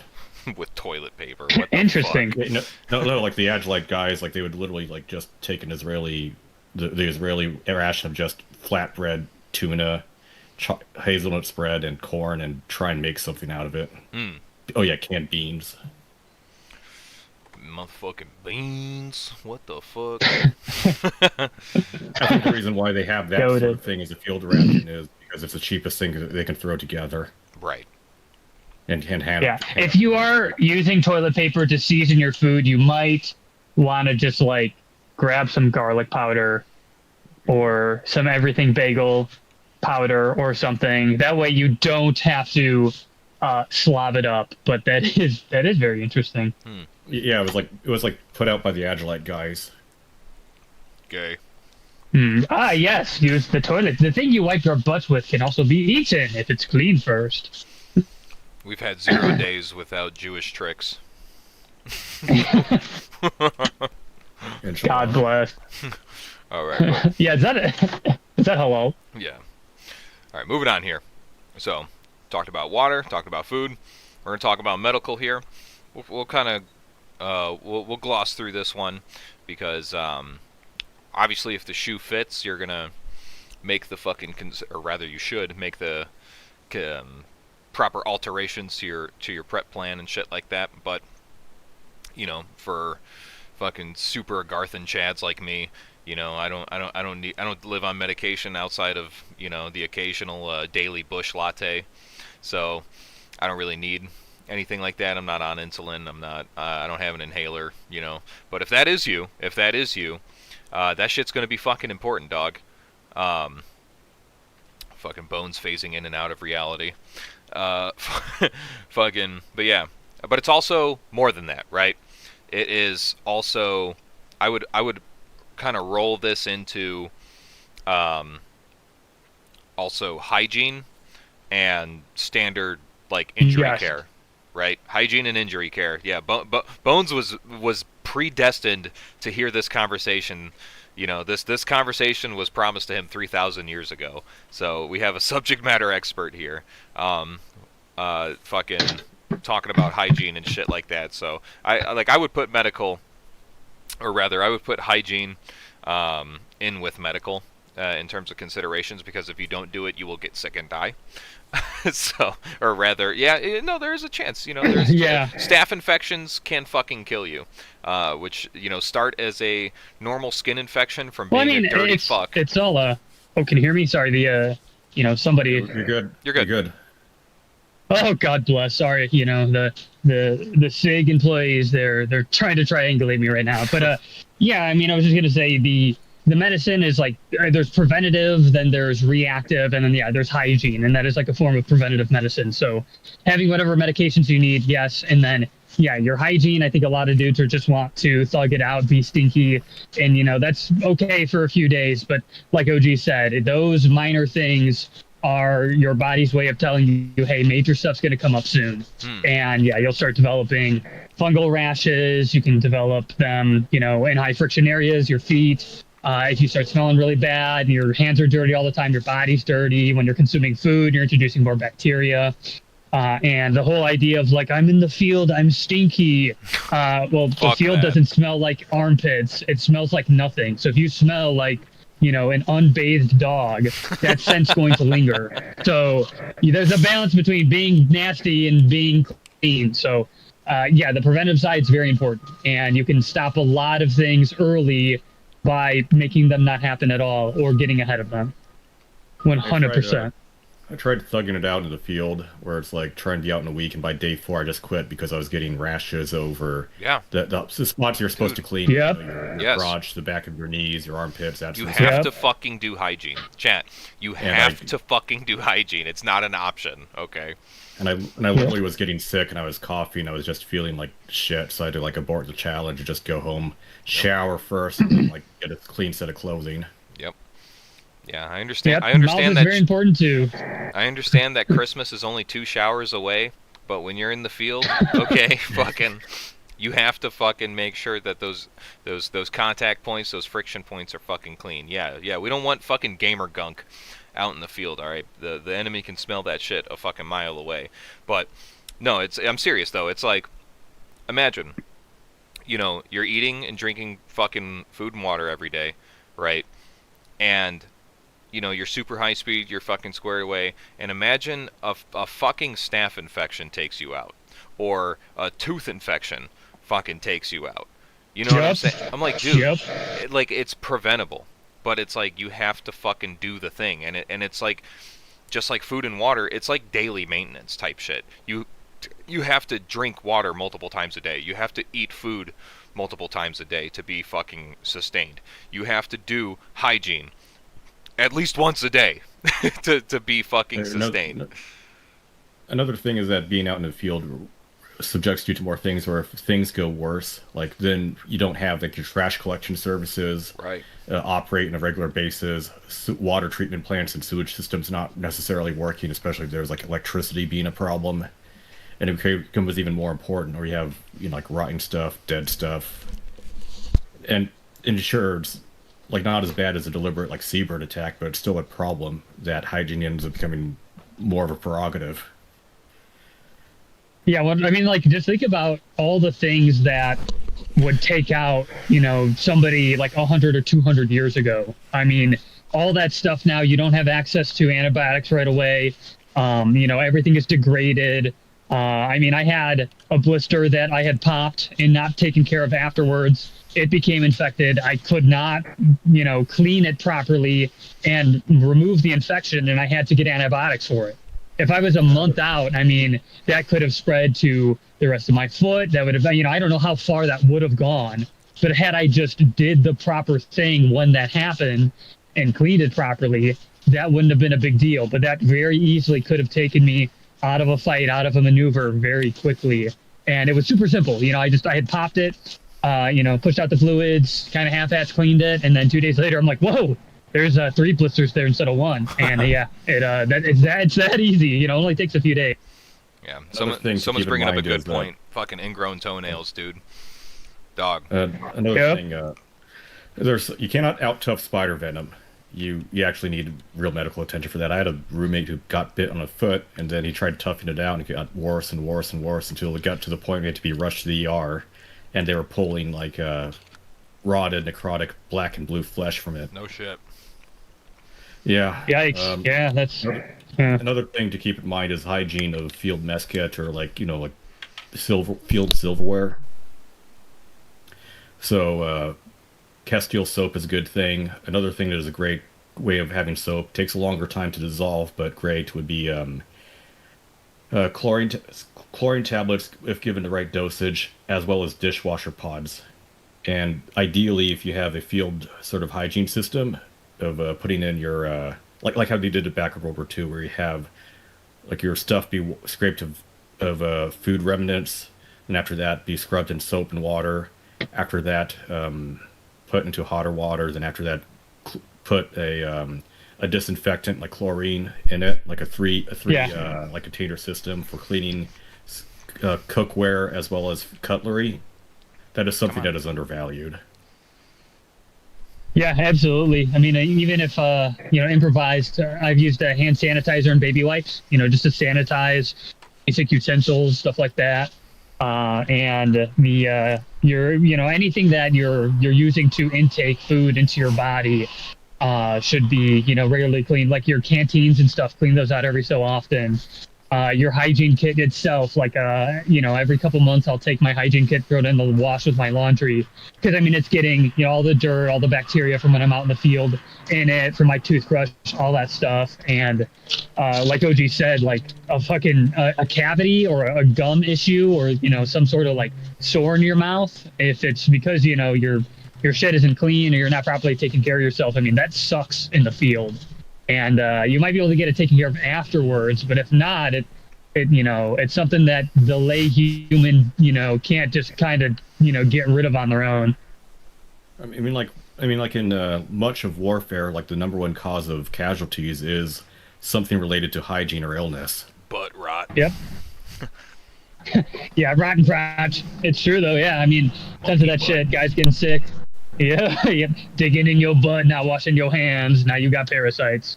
Like if you look back on like World War II, like the animations the United States military has put out, professionally done, would be things like clean your mess kit before eating food. Don't get venereal disease. That's really bad. A whole bunch of other stuff, like just where hygiene has a huge amount of emphasis be put on it. Yep, it's true. I mean, if you are like a machine, it needs the preventative maintenance, and if you are gonna not take care of yourself and take yourself out of the fight or become a liability to your family, well, we're missing things here. We're we're missing the point. Yes. Yeah, another thing I really like is Dr. Bronner's Castile soap, the baby unscented stuff. It's super versatile, and it's a very lightweight thing. As long as you don't burst the container you put it in, for hygiene of cleaning yourself as well as equipment.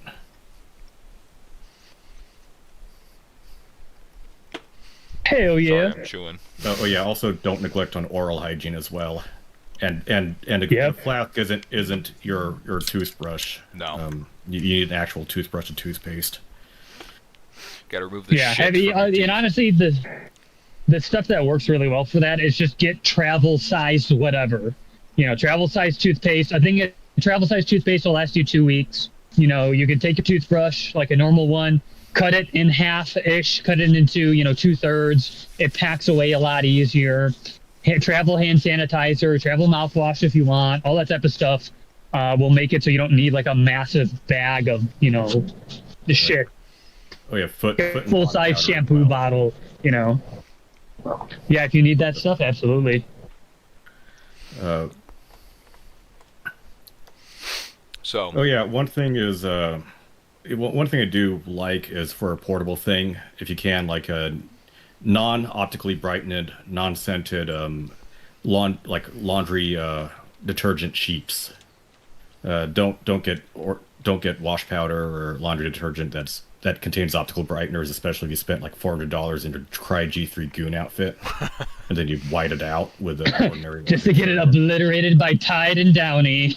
IR compliance gone. whoops. Yeah, literally. So, I wanted to bring up a point. Let's kind of reel it back a little bit. Which I guess no, hygiene is about as far back, medically speaking, that you can get reeled back for this part of the pie chart, right? But for the injury aspect, right? Knowing how to treat just normal, common illnesses and shit like that. Like I saw people in the chat saying, like, yeah, no, a flu will take you out and make you fucking worthless. When SHTF type shit, like if your family, your community needs you to fucking perform, you need yourself to perform in order to do your goddamn job. If you're fucking throwing up and can't breathe and shitting yourself, like, not gonna make it. You're not gonna fucking make it, right? So, being able to at least treat the symptoms or, prevent getting sick in the first place by doing proper fucking hygiene, cleaning and shit like that, whatever, fucking go for it. But then, actually talking about real bodily injury, you know what I'm saying? Outside of, and I'm talking more than just gunshot wounds and shit like that, you know what I'm saying? Fucking knowing how to handle fucking, cuts, scrapes, fucking bangs and bruises and shit like that. Because if we're talking about an SHTF scenario, you know what I'm saying, and people are hurt, like natural disaster type shit, whatever, fucking hospitals might be fucking overwhelmed. I mean, we saw that during COVID, you know what I'm saying, where it was just like, if it wasn't fucking life or limb, like, you were just kind of on your own. But as we know, with certain injuries and shit like that, like, yeah, you might be fine in the moment, but if you leave it alone, it could get fucking worse, and then it might actually fucking kill you, right? So, having the skills on deck and the ability with the fucking proper gear and shit like that to prevent those types of smaller injuries and shit like that, so that you don't have to go to the fucking hospital in this sort of scenario. Obviously, now, I mean, leave it to the professionals, because I'm not a professional, but at the end, SHTF, you are the professional. You are your own professional. So have methods to be able to treat shit like that, because you might not be able to go to fucking Walgreens and, get fucking sore throat spray, or you might not be able to fucking get something for your upset stomach, you know what I'm saying? You had too much gamer sauce and now your belly hurts, right? So fucking, or oh, oops, forgot to boil the water, forgot to boil the rainbow water, and now I'm shitting myself. So like have the ability to treat yourself. Oh, I was into Ganges. Yeah, no shit. So that was the other aspect of the medical stuff. Obviously, excuse me. Obviously, for if you take medication, I kind of touched on this in the beginning. The if you take medication, you need to try your best. I don't know what that looks like. For everybody, it's different, in terms of availability and shit like that. Or prescription availability, like, you're only allotted so much per month, whatever. Try and find alternatives if you can, or if you have the ability to be able to stack multiple, weeks, months, days worth of stuff out, like a surplus of what you are normally allotted, I would say go for it. Because, I mean, if you can't go to the fucking pharmacy to get your normal day-to-day life-sustaining medicine, then you having that extra on hand, is going to pay itself off in fucking dividends, right? So, and if you can't do that, then the other option would just be, finding alternatives, like for asthma and stuff like that. I mean, like, there are other alternatives and stuff like that. So if I have somebody in my family who has asthma, and we prepare for that accordingly. And part of that, normally they just use an inhaler, but that's basically like depreciable immediately. Like it's not gonna last super long. So we're talking like long term here, like multiple months. They have the electric fucking, what's it called? It's like a humidifier basically. Nebulizer. A nebulizer. Yes, you have a nebulizer, but it requires power. So that's another. It's like I'm playing the tape all the way through here to the end and seeing what that looks like, and so now I have to take into consideration if power isn't an option and going to the pharmacy isn't an option.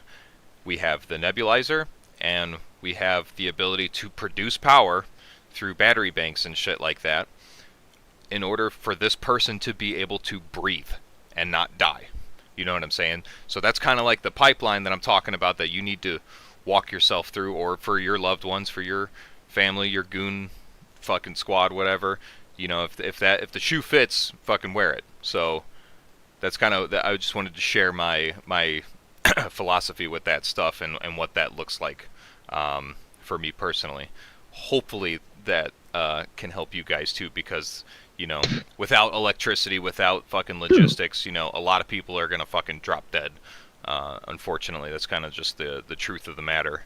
So being able to sustain that person, whether that's you or not, would obviously be a good thing. We want to be independent of the system that we fucking are unfortunately a part of. So.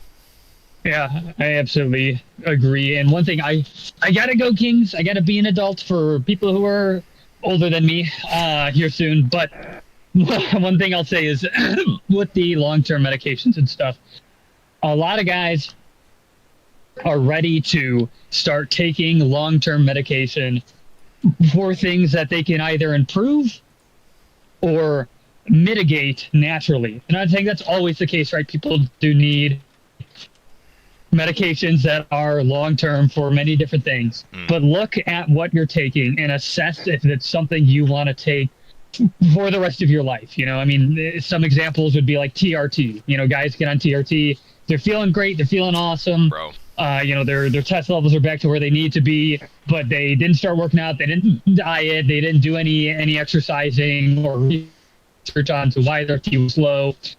And then something bad happens, and now they don't have their testosterone anymore. And so now it's like, well, you don't have your lifetime supply of this. Right. How is that going to affect you? And, there's things that you can't help. People need heart medications. People need certain things, especially as they get older. But before you get on a long-term medication, really look to see if you've done everything you can do to mitigate whatever the condition is before hopping on it. Because once you're on it, it's a lot harder to get off of it. And if worse comes to worse, and you don't have, a month or two of it ready to go, how is that going to affect you when that time comes? Good point. Be natty. Just Man, be natty. Yeah, be natty. Be natty if you can. If you can. Man, imagine the adversary like no longer having access to their hormones. That'd be scary. Dude. Whoa. They'd start killing themselves. That's crazy. they've already had 60% attrition rate, but they haven't even got to the front line. Yeah. Whoa. They're beating All right, themselves. ladies and gentlemen. Yeah. Yeah, we've gotten edgy enough to be. Yeah, I got to get out of here. I was very happy to join. Thank you all. OG, Glow So Bright, aka Bucky. Great people. Many people are saying these things. Love you guys. I will hopefully be on later. Good night, gentlemen. Thanks, homie. Talk to you soon. Love that. Love that for us. Let's see here. Let's move us over a little bit Go so we over can. to power. Yes, moving on. Moving right along here. Let's see. So yeah, medical. Talked about that. Power, right? And I kind of already teased that a little bit, right? With the whole medical stuff, but it's like, having access to power. I mean, obviously we use it every single day, and everybody, or maybe not everybody, but like we used to, I think as a community, used to really lean into the, oh yeah, I'm just gonna go out in the woods and live off the grid and fucking never touch an electronic ever again. You know what I'm saying? But it's just like, not really realistic. It's not a realistic sort of plan for one, and it's not really a realistic sort of means to justify. There's not going to be any means to justify that end that's realistic. You know what I'm saying? So, but the main thing that I think of when it comes to power considerations for prepping, right? Because, as I said, most problems, you're not going to leave your house. You're probably just going to stay home, or certain aspects of staying home are going to be affected. One of which might be power, but it's not going to justify just up and leaving because either the problem is going to follow you or it's just not an option, right? So the main thing I think of when it comes to power, outside of lights, obviously being able to fucking see at night, is air conditioning, heating and cooling, right? Obviously we're in the throes of wigger winter right now. It's like fucking 3 degrees outside, or at least it was yesterday.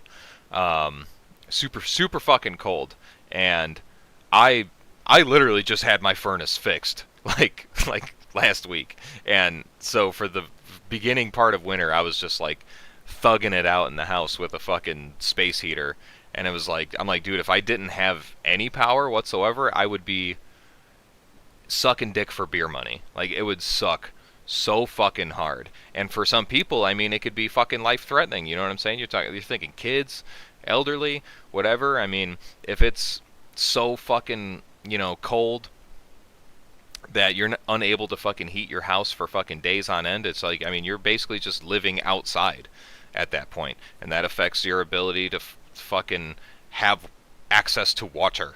You know what I'm saying? Because it's fucking freezing all the time, or your food's freezing and then it fucking spoils. You know what I'm saying? Or adversely, on the other end of the spectrum, we're talking about heat and stuff like that. This fucking cat, get out of my lap, buddy. Talking about heat and stuff like that. Super fucking bad heat wave. I mean, there ain't dick you can do. When you're hot, you're hot. The only thing you could do is try to cool the air off, right? So I've been in situations where I've been like completely butt naked and then it'd be still too hot and then I'd still dude, like overheat. It's miserable. Like when you're hot, it's just hot. Like, you know what I'm saying? Like, at least when you're warm, or when it's cold, you can just put layers on and shit. But when it's hot, you're just like, what the fuck am I gonna do? Take my skin off? Like you're just gonna submerge yourself? I've had summers growing up, as a poor lad. You know what I'm saying? With no AC or anything like that. What I used to do was fucking take my, because I may not have had electrical fucking heating and cooling and stuff like that, but I did have running water. So I'd take my sheets, I would have one bed sheet, fucking take it over to the shower, soak it in cold water, fucking throw it on top of the bed and lay under it like that. Hannah, chill out, baby. And that got me through like one particularly bad summer when I was like 15. So there's options there, but I'm saying, like, if you're able, okay, as a working adult, which most of you are, I am not. Fucking, you can hopefully find alternatives, and maybe not, like, you're probably not gonna run, you know, a fucking AC unit. You know, you're not gonna power your entire house, at least not sustainably. Maybe for a fucking day or two, few days, week. You know what I'm saying? But then you're talking about gas consumption and shit like that. But you know, there's other smaller options out there to tackle these problems, right? You know, generators that obviously require fuel and stuff like that. You got solar power. Utilizing solar for larger scale stuff like 220 volt and whatnot is kind of a challenge, or yeah, like 120 volt, whatever. Battery banks, obviously, just storing the power and then using it sparingly or whatever for emergencies. There's options there, right? And Another go ahead. another thing to take a look at would be they're impossible for very, very, very small battery styles, like for your red dot reflex sights for handguns. However, having like rechargeable cells for things like flashlights, for night vision devices, all that sort of stuff, your electronic muffs, is also important. And ideally have it be charging off of the same patterns, like USB-C charging to charge the device. Yeah. Or to charge up the cell. Yeah.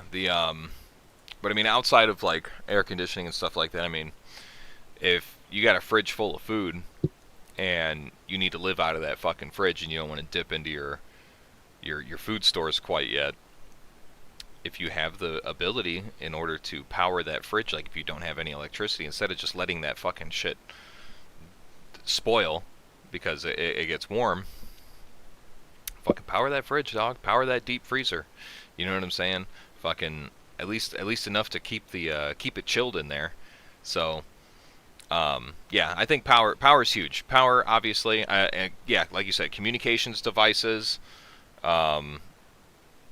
Excuse me, whether that's cell phones, radios, two-way, one-way, whatever. Power's great. I love it, and luckily it's not like super hard to fucking get started in. Once the more that you try to provide power for, it gets a little bit more difficult. That's something that I'm kind of working through right now, outside of just obviously gas generators and stuff like that, which, as I've said, require fuel. Another thing to take a look at would be stocking up on disposable batteries for these self-contained devices. For example, and alkalines for the most part, even though they only last for about 7-10 years of storage. Another thing would be for high draw devices, so optics, for flashlights, for headsets, night vision goggles, lithium versions of these batteries. They are a third of the weight and last 3 times as long, and they tend to keep longer. Very good. Yeah. So, electricity is kind of like a fucking difficult task to tackle, in my opinion, because, like you said, once you start getting into like power draw and shit like that, like, it took me a few good days of like research just to figure out what fucking battery bank that's portable would work in order to power the fucking nebulizer for the person in my family, right? Like, it was like, I was like, oh my god, because I was like reading, it's like some of them, it's like, yeah, it would work, but it'd probably trip all the time, and I'm like, okay, well, that's not gonna work. Or it's like, oh yeah, it would work, but only for, you know, it's only rated for that level of draw for a spike. And I'm like, okay, well, that's not gonna work. It needs to be continuous. I seen some of you guys in the chat talking about another content creator that talks about this shit. God damn, if I could find him, I'll share him. But there's this dude who shared this. There's a website that has basically lists of like common items and stuff like that of what their standard draw is for each device, and like what their peaks would be for like for a spike or whatever, and it shows like a shit ton of fucking commonly available battery banks and whatnot, and what their fucking true rated capacities are, and what their surge capacities are. So just take that. I'm not giving you all the answers right now because I don't have them, but I'm saying those answers are out there, and they are something that you need to fucking take into consideration if that's what you're using battery banks and shit for, right? Sorry, go ahead. Another thing to keep in mind is like for the tactical goon squad, what sort of patterns of batteries do they need? For example, like the long gun has a scope that takes 2032 button cells. The handgun takes like 1632 lithium cells. The PVS-14 takes double A's. The headsets and headlamp takes triple A's. All this other stuff takes that. The flashlight takes here 123s. It's a huge logistical load that you need to plan around. Very true. Yeah, especially fucking 123s and shit, dude. Like, can never have enough. Once you start using them, they just fucking dry up. But yeah. Moving on here. So, talked about power, commo and intel. That one we got rated for 8%. Okay. Fucking, or I'm sorry, 10%. Particularly for the intelligence aspect. I think doing like an area study is mandatory if you call yourself a prepper and you plan on sticking around, or even just in general.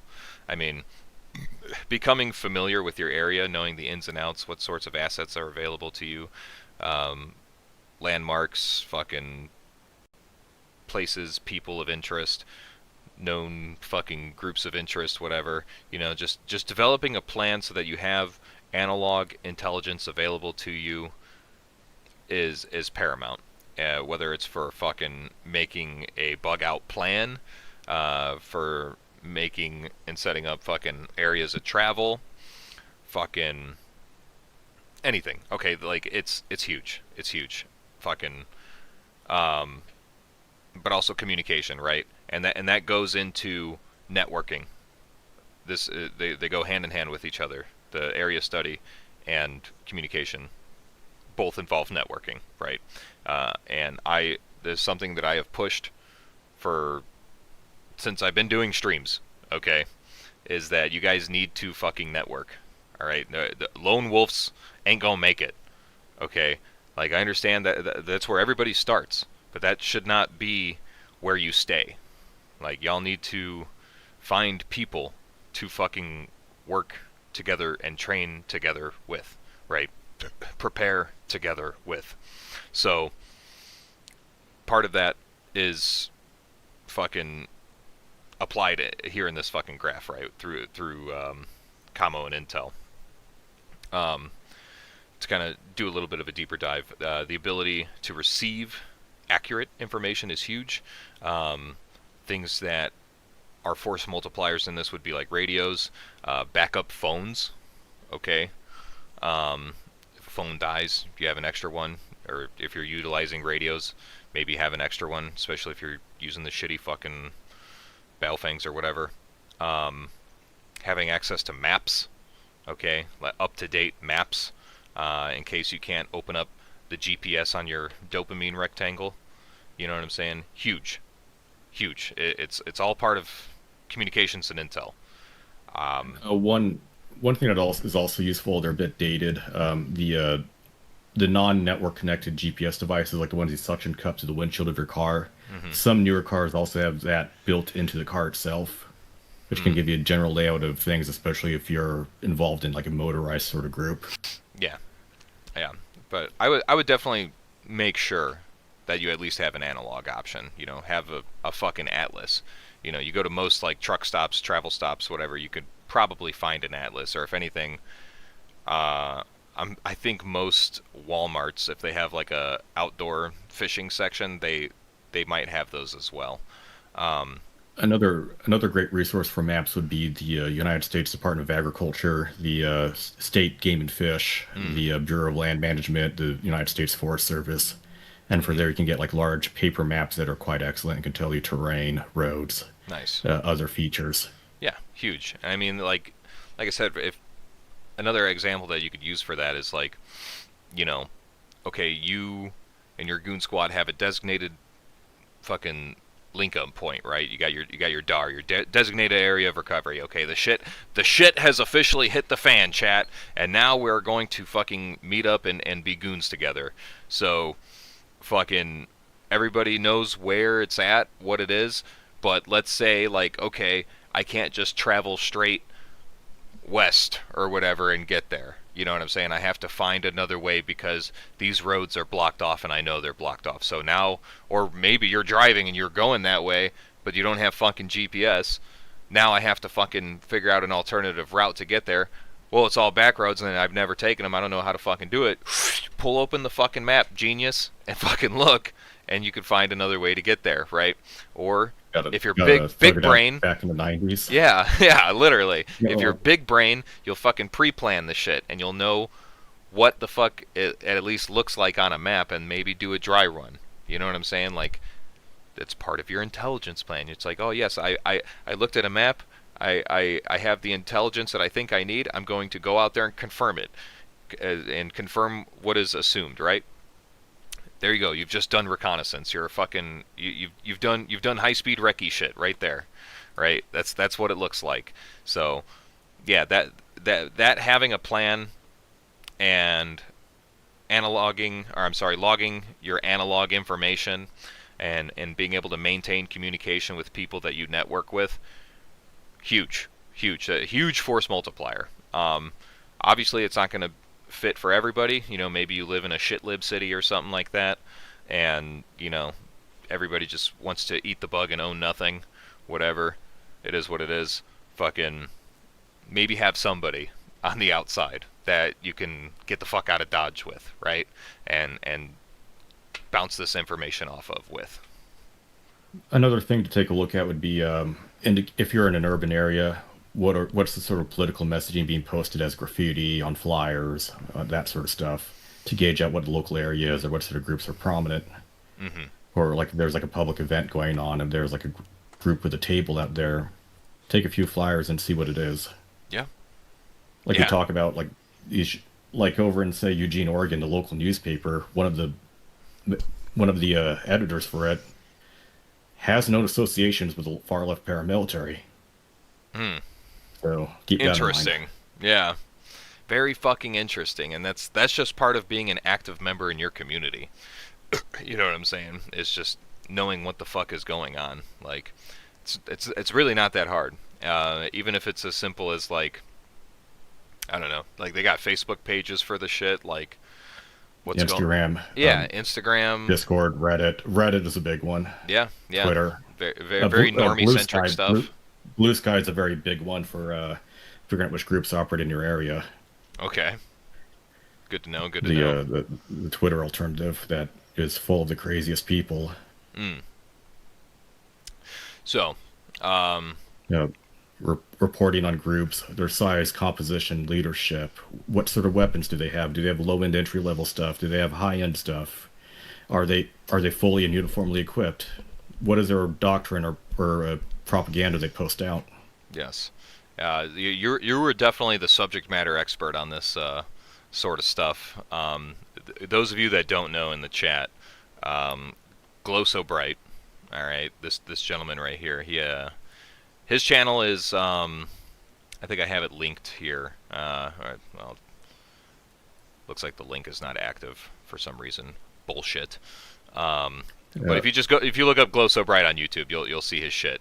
You want to talk about your channel a little bit? Yes. I mean, a lot of it is. I wanted to be a cringe gun tuber, but everyone does it. So I end up going on a focus trip stream, and then ends up like people like that stuff more than the actual knowledge and gun stuff, because people don't care about how to zero a rifle or how to clean the thing, which is an important skill. But knowing what's around you is very important to, like, I guess, do do a check on the vibes in the area. I mean, one of the biggest developments of like open source research developing into something big and actionable would be over in Los Angeles, the Turtle Island Liberation Front, Yeah. and there's a huge criminal arraignment set up for next month, and like 5 people arrested over it. But they were like having pre-indication indicators of posting their propaganda, their areas, their activities on Instagram. On the open air, open net. On the open air, then it leads to FBI stuff, or you have other stuff as well, like say the July 4, 2025 attack on the Prairieland Ice Facility attack over in near Dallas, Texas, and the people covered there were huge among like the podcast they're putting out on them, promoting themselves on social media, on showing up in the street. Now engaging in like an active zone for a protest is a very bad thing to do in general, just because there's a great way to get shot randomly. Yeah. I Or try if to something avoid does it. kick off and or if something does kick off and the mob goes against you, you'll end up in a Kyle Rittenhouse sort of situation, Yeah. which Just, depends on the local politics, would probably be not in your favor. it's where these protests typically happen, you know, almost by design, some would argue. Right. And so ground intelligence and observation, not the safest thing to do, but just looking at social media, very safe to do. Yeah. Luckily, these nerds are chronically online, so. More than either of us combined, which is frightening. Right, literally. Jordan J. Jareb says, "Stop calling yourself cringe. I am cringe. You are false claiming cringeness, stolen valor," in reference to calling yourself a cringe gun tuber. I got to go do the hair transplant route. Yes, Or yes. should I crash out on social media and then like kick out my co-host for not being radical enough? Yeah, yeah. That sounds fun. I think you should do that one. I think a good internet. I think bringing more drama into the GunTube space would be a good idea. And also, I gotta Mighty do Quinn, thank you for fucking becoming a member, dude. Appreciate that. I got to do this for the thumbnails, like, and then One of then have those? the ATF is gonna ban the next thingamajig. Dude, oh my god, yeah. And you have to upload daily with urgent updates like that. You know what I'm saying? Yeah, and I gotta say that X thing is good. Then the next day X thing is bad. Yeah, no shit. And then after that X thing is good. 10 reasons why you should support X thing. 10 reasons why I hate 10 reason why videos. But yeah, know what's around you. Keep your head on a swivel. Don't get clapped by surprise. Truly, yeah. Don't fuck around in these skreets, all right? That's where the hoodlums hang out, and that ain't you, chat. That ain't you. But one thing I did notice is that the adversaries out there, like the anti-goons. I never really thought about well, what to call them, honestly. The opposition. The formal government-esque term would be the domestic adversary paramilitary. I made a video about an introduction to them. I will do follow-up-ons on interactions with the goons and the government entities out there. Yeah. As well as the government's like kind of place in all this, as well as another thing about preparation, which a lot of it we covered for this stream as well. But we talked about logistics first before even talking about a single gun. A lot of these groups, they ignore it altogether and just want to do offensive tactical resupply. Yeah, which is kind of what they want anyway. So they sink it all into like plate carriers, Gen 3 night vision, and a silenced SBR, and then we're here like trying to figure out how to balance everything out with a entry level $200 Mossberg pump action. Yeah. It's a very wacky thing a very wacky challenge to think about it if you end up becoming a target by them. Well, that's the And it's thing. not just As long as you just don't become a target, then it's really not that big of a deal. Oh yeah, don't show up to a Christian school and be 8 years old. Yeah, oh my god, bro. Yeah, no shit. Yeah, don't be 8 years old and show up to school. Yeah. Fucking Don't have a certain skin color that is in the Family Guy chart. yeah, below a certain threshold. Either color palette. Uh-huh. We're not discriminating here. Either color palette, you'll get clapped. Yeah, it's true. Yeah, Using, don't be arrested by ICE either. Be You'll get shot. introducing yourself as Mr. Bob instead of using the pronouns. Yes, they them as it were. Were. Moving on though. Fucking communication and information.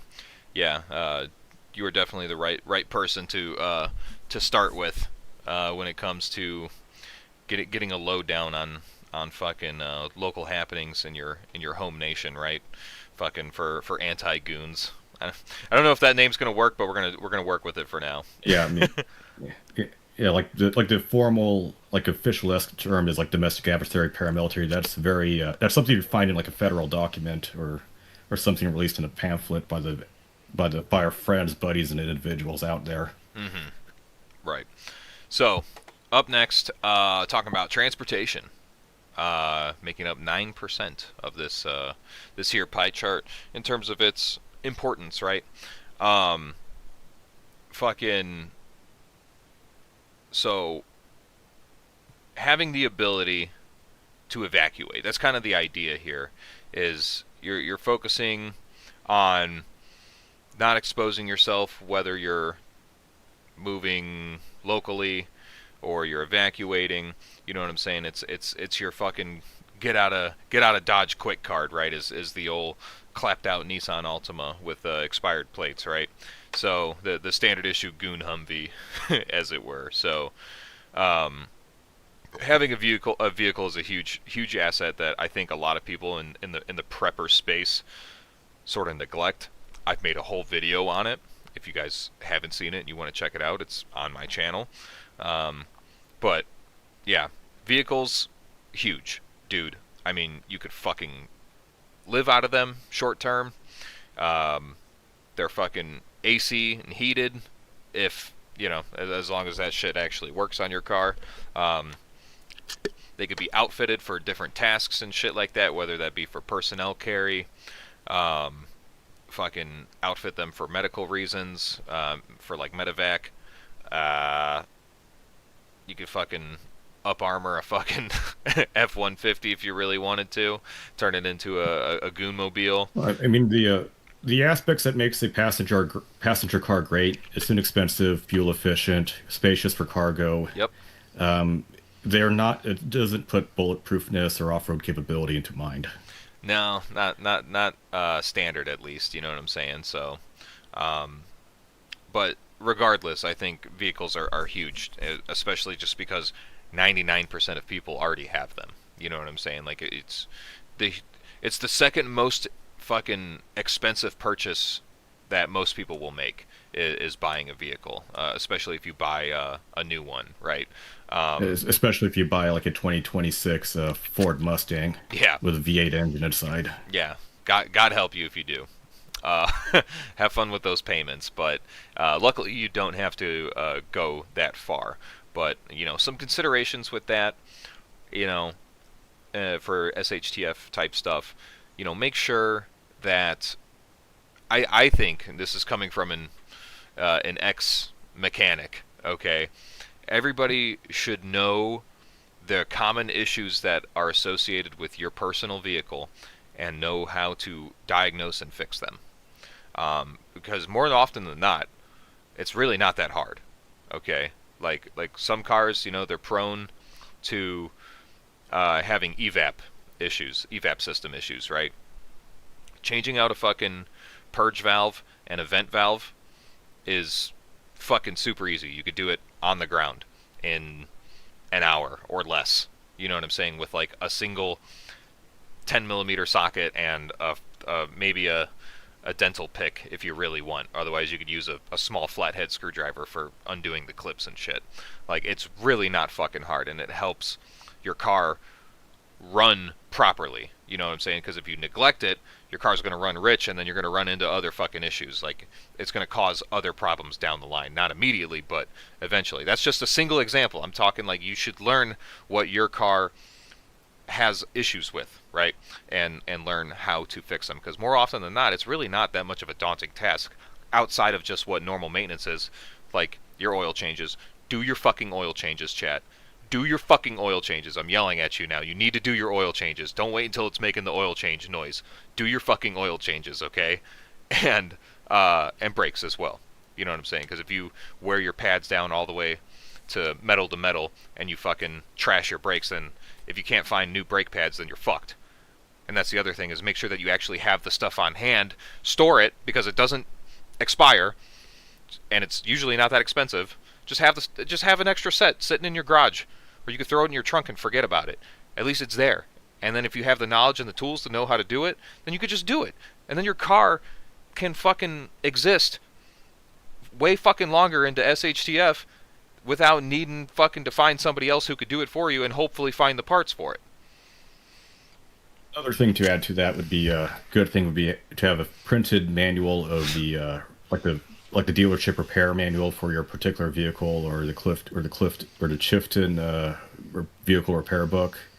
A lot of the newer cars out there, they don't really have that out as a public book, but there are ways you can get that. Mm-hmm. Yeah, that's the other dude. Service books, those are fucking gold, dude. They are like pretty. Some of them are kind of hard to find now.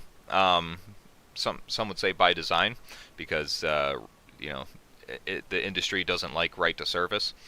They want you to take it to their fucking dealerships and have everything done there, which is another thing. You know, maybe your SHTF vehicle shouldn't be your fucking 2026 fucking Audi R8 that requires a fucking dealer-only scanner to put the brakes into service mode just so you could change the fucking brakes. You know what I mean? So. Another thing that greatly helps with that, like one of those tools kits you get from Harbor Freight, the ones that are like $40 or $80, so it can get you 70% there. Mm-hmm. Another 5% there would be a OBS2 car scan tool that Bluetooths to your phone. Like Blue Driver, I'm very happy with that, and they do regular updates to the firmware.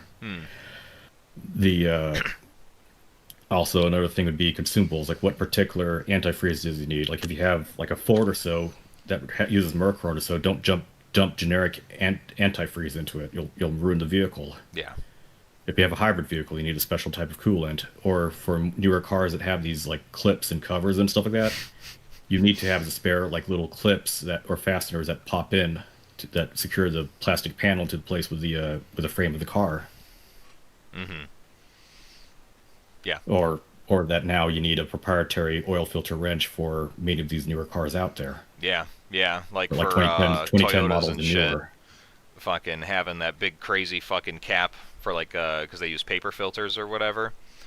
Yeah, you don't want to strip that out. I actually just spent the last weekend fixing a family member's car, who they tried doing it themselves and they stripped out the fucking oil cap. I'm like, well, I can rip this one off, but y'all are getting a new one, because you should have used the fucking actual socket for it. You know what I'm saying? Like, holy shit.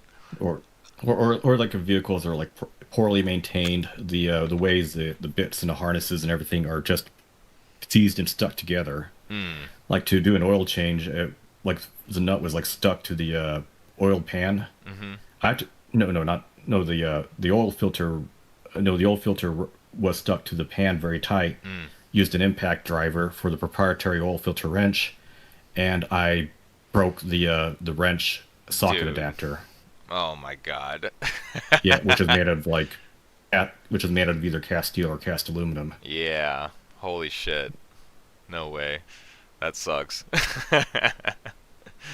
Yeah. But the thing is, motor vehicles are quick. They can carry a lot of stuff. The issue though is that they can be blocked, and they're requiring a lot of maintenance, relatively a lot of maintenance. Also, they require fuel of some sort, most often unleaded gasoline, which is a perishable type of fuel. Yeah, you could store regular, unleaded gas and stuff like that with like stabilizers and whatnot, but I mean, dude, I like the way I look at vehicles and the way that I treat vehicles right now. It's like, I mean, if the pumps stopped working, tomorrow or whatever, it's like the vehicle becomes like a depreciating asset, at that point until the pumps come back on, or until you could find more gas via goon means, right?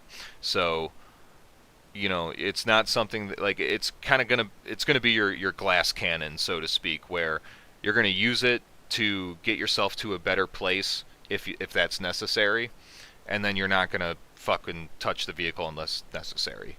You know what I'm saying? Also, a problem is that the vehicles themselves are vulnerable to the, how you say, the intercity car trick or the Romanian car trick or the Irish car trick. Yes, they are. Which is a problem. Especially the newer ones that are heavily computerized with that can literally be accessed via Bluetooth and shit like that, where you get locked out of your own car or and just it turns off. Or just jam like common objects into the ignition barrel. Yeah, type shit. So, definitely an aspect not to ignore. That's why it's somewhat up there, almost on par with power and intel and commo. You know what I'm saying? Don't neglect your vehicles as an asset, because it's a huge asset. Yeah, because like the most useful vehicles I've seen, I mean daily life, but also for like SHTF would be either two things, like either something that is off-road capable that is a bit more robust, so like your Chevy Tahoe or Suburban or F-150, and then at the opposite of your spectrum, things that are very lightweight on sipping on fuel, so your 90 Civic, your Prius, that sort of stuff. Yeah. Any of these in-between vehicles, they seem to be kind of a hindrance. I don't really like them in general. Yeah, you saying like for like crossovers and stuff like that, like yeah, like a Forester. new Chevy Blazer. Yeah, like a Chevy Blazer or something. An Equinox, or a Dodge. What's it called, the thing on the Sam Hyde show that has the agility of a BMW with the comfort of a Mercedes, but can't climb up a hill or go off a curb. Yeah, not the Durango, is it? The no, that was a decent. That's like a mini truck based. No, it's, what the fuck is it? I don't know, the Jeep 4x4. I forgot what they call it. Regardless, like Cherokee, like a vehicle, maybe. But regardless, like a vehicle choice of like in daily life that can be still a useful tool later on, whether it could be hauling a trailer and can go like off road or shove 8 of your goon buddies or act as a improvised ambulance, or something that is just really light to get around and doesn't sip on resources. Right. And one end of the spectrum that you see, that I already see popping up in the chat here, if you have the ability, you know what I'm saying, and you're willing to go that route, I have somebody in my personal goon squad who has ascertained one of these as an asset. Fucking motorcycles, dude. Fucking specifically an e-bike. He got a fucking one of those not a Zero, but it's a electric dirt bike, basically. And I mean, you see that I've seen like some of those where people just disable the governor on them, go like 45 miles per hour, then like crash in front of a car at a red light, and then they end up becoming like basically your street squid. Yeah. Don't be that guy. But you know what I'm saying. If you have, I think there is some good useful aspects to, you know, particularly off-road vehicles like dirt bikes and stuff like that. They're huge. I'd say you can't really carry too much with them, but they're unless you like do certain things with it. But the manual pedal bicycle, and I don't want to be those Reddit like, you know, fuck cars sorts of people, but they're super easy. They're super easy to maintain. As long as you don't get it stolen, pretty easy to like deal with or shove into tight spaces. You can hide them in vehicles. Yeah. Or you can use it as a alternative way to power a large lithium power pack. Yeah. Yep. I mean, dude, if your bug out plan, you know, involves moving on foot, you could probably also utilize a bicycle in that aspect too. You know what I'm saying? Like where your feet can go, a bike can probably go to, more than likely. So another thing with bicycles that for like logistics, for like large scale goon logistics, which what the Vietnamese have done back in the 70s and 60s, is take the pedals off, make it very slim, and then just use the frame as like a vertical two-wheeled rolling carriage. And strap a lot of stuff to the frame to the sides and use it as a push cart. no doubt. It's if it helps save your feet, like if like, oh yeah, my bug out plan, I got this location, I don't have a car or whatever, or I can't use my car for whatever reason. If you don't have to beat your fucking feet up, your Lamborghinis, fucking you could hop on a old 10 speed, whatever, fucking, and you could theoretically maybe carry more stuff because if you got like saddlebags or whatever, or you could just load down your fucking pack a little bit better, or well, a little bit heavier, and not have to put the strain on your back and on your feet as walking 15 miles instead of bike it. For one, you'll get there faster, and you won't beat your fucking body up doing it. You know what I'm saying? And less exposure overall. The one thing with bicycles or in general is or any sort of like pushed vehicle, so game cart, shopping cart, that sort of stuff, is that you have to be in a fairly safe area to not have the thing be stolen, or that you're in a vulnerable spot to take incoming fire. Yeah. Because it's not easy to like duck into cover if you're on a bicycle. Yeah. I mean, here's the way I see it though. If the security aspect, which is the next thing we're going to talk about, exposure, minimizing exposure, I think is better because, for one, you're faster than people who are on foot because you're on a bike.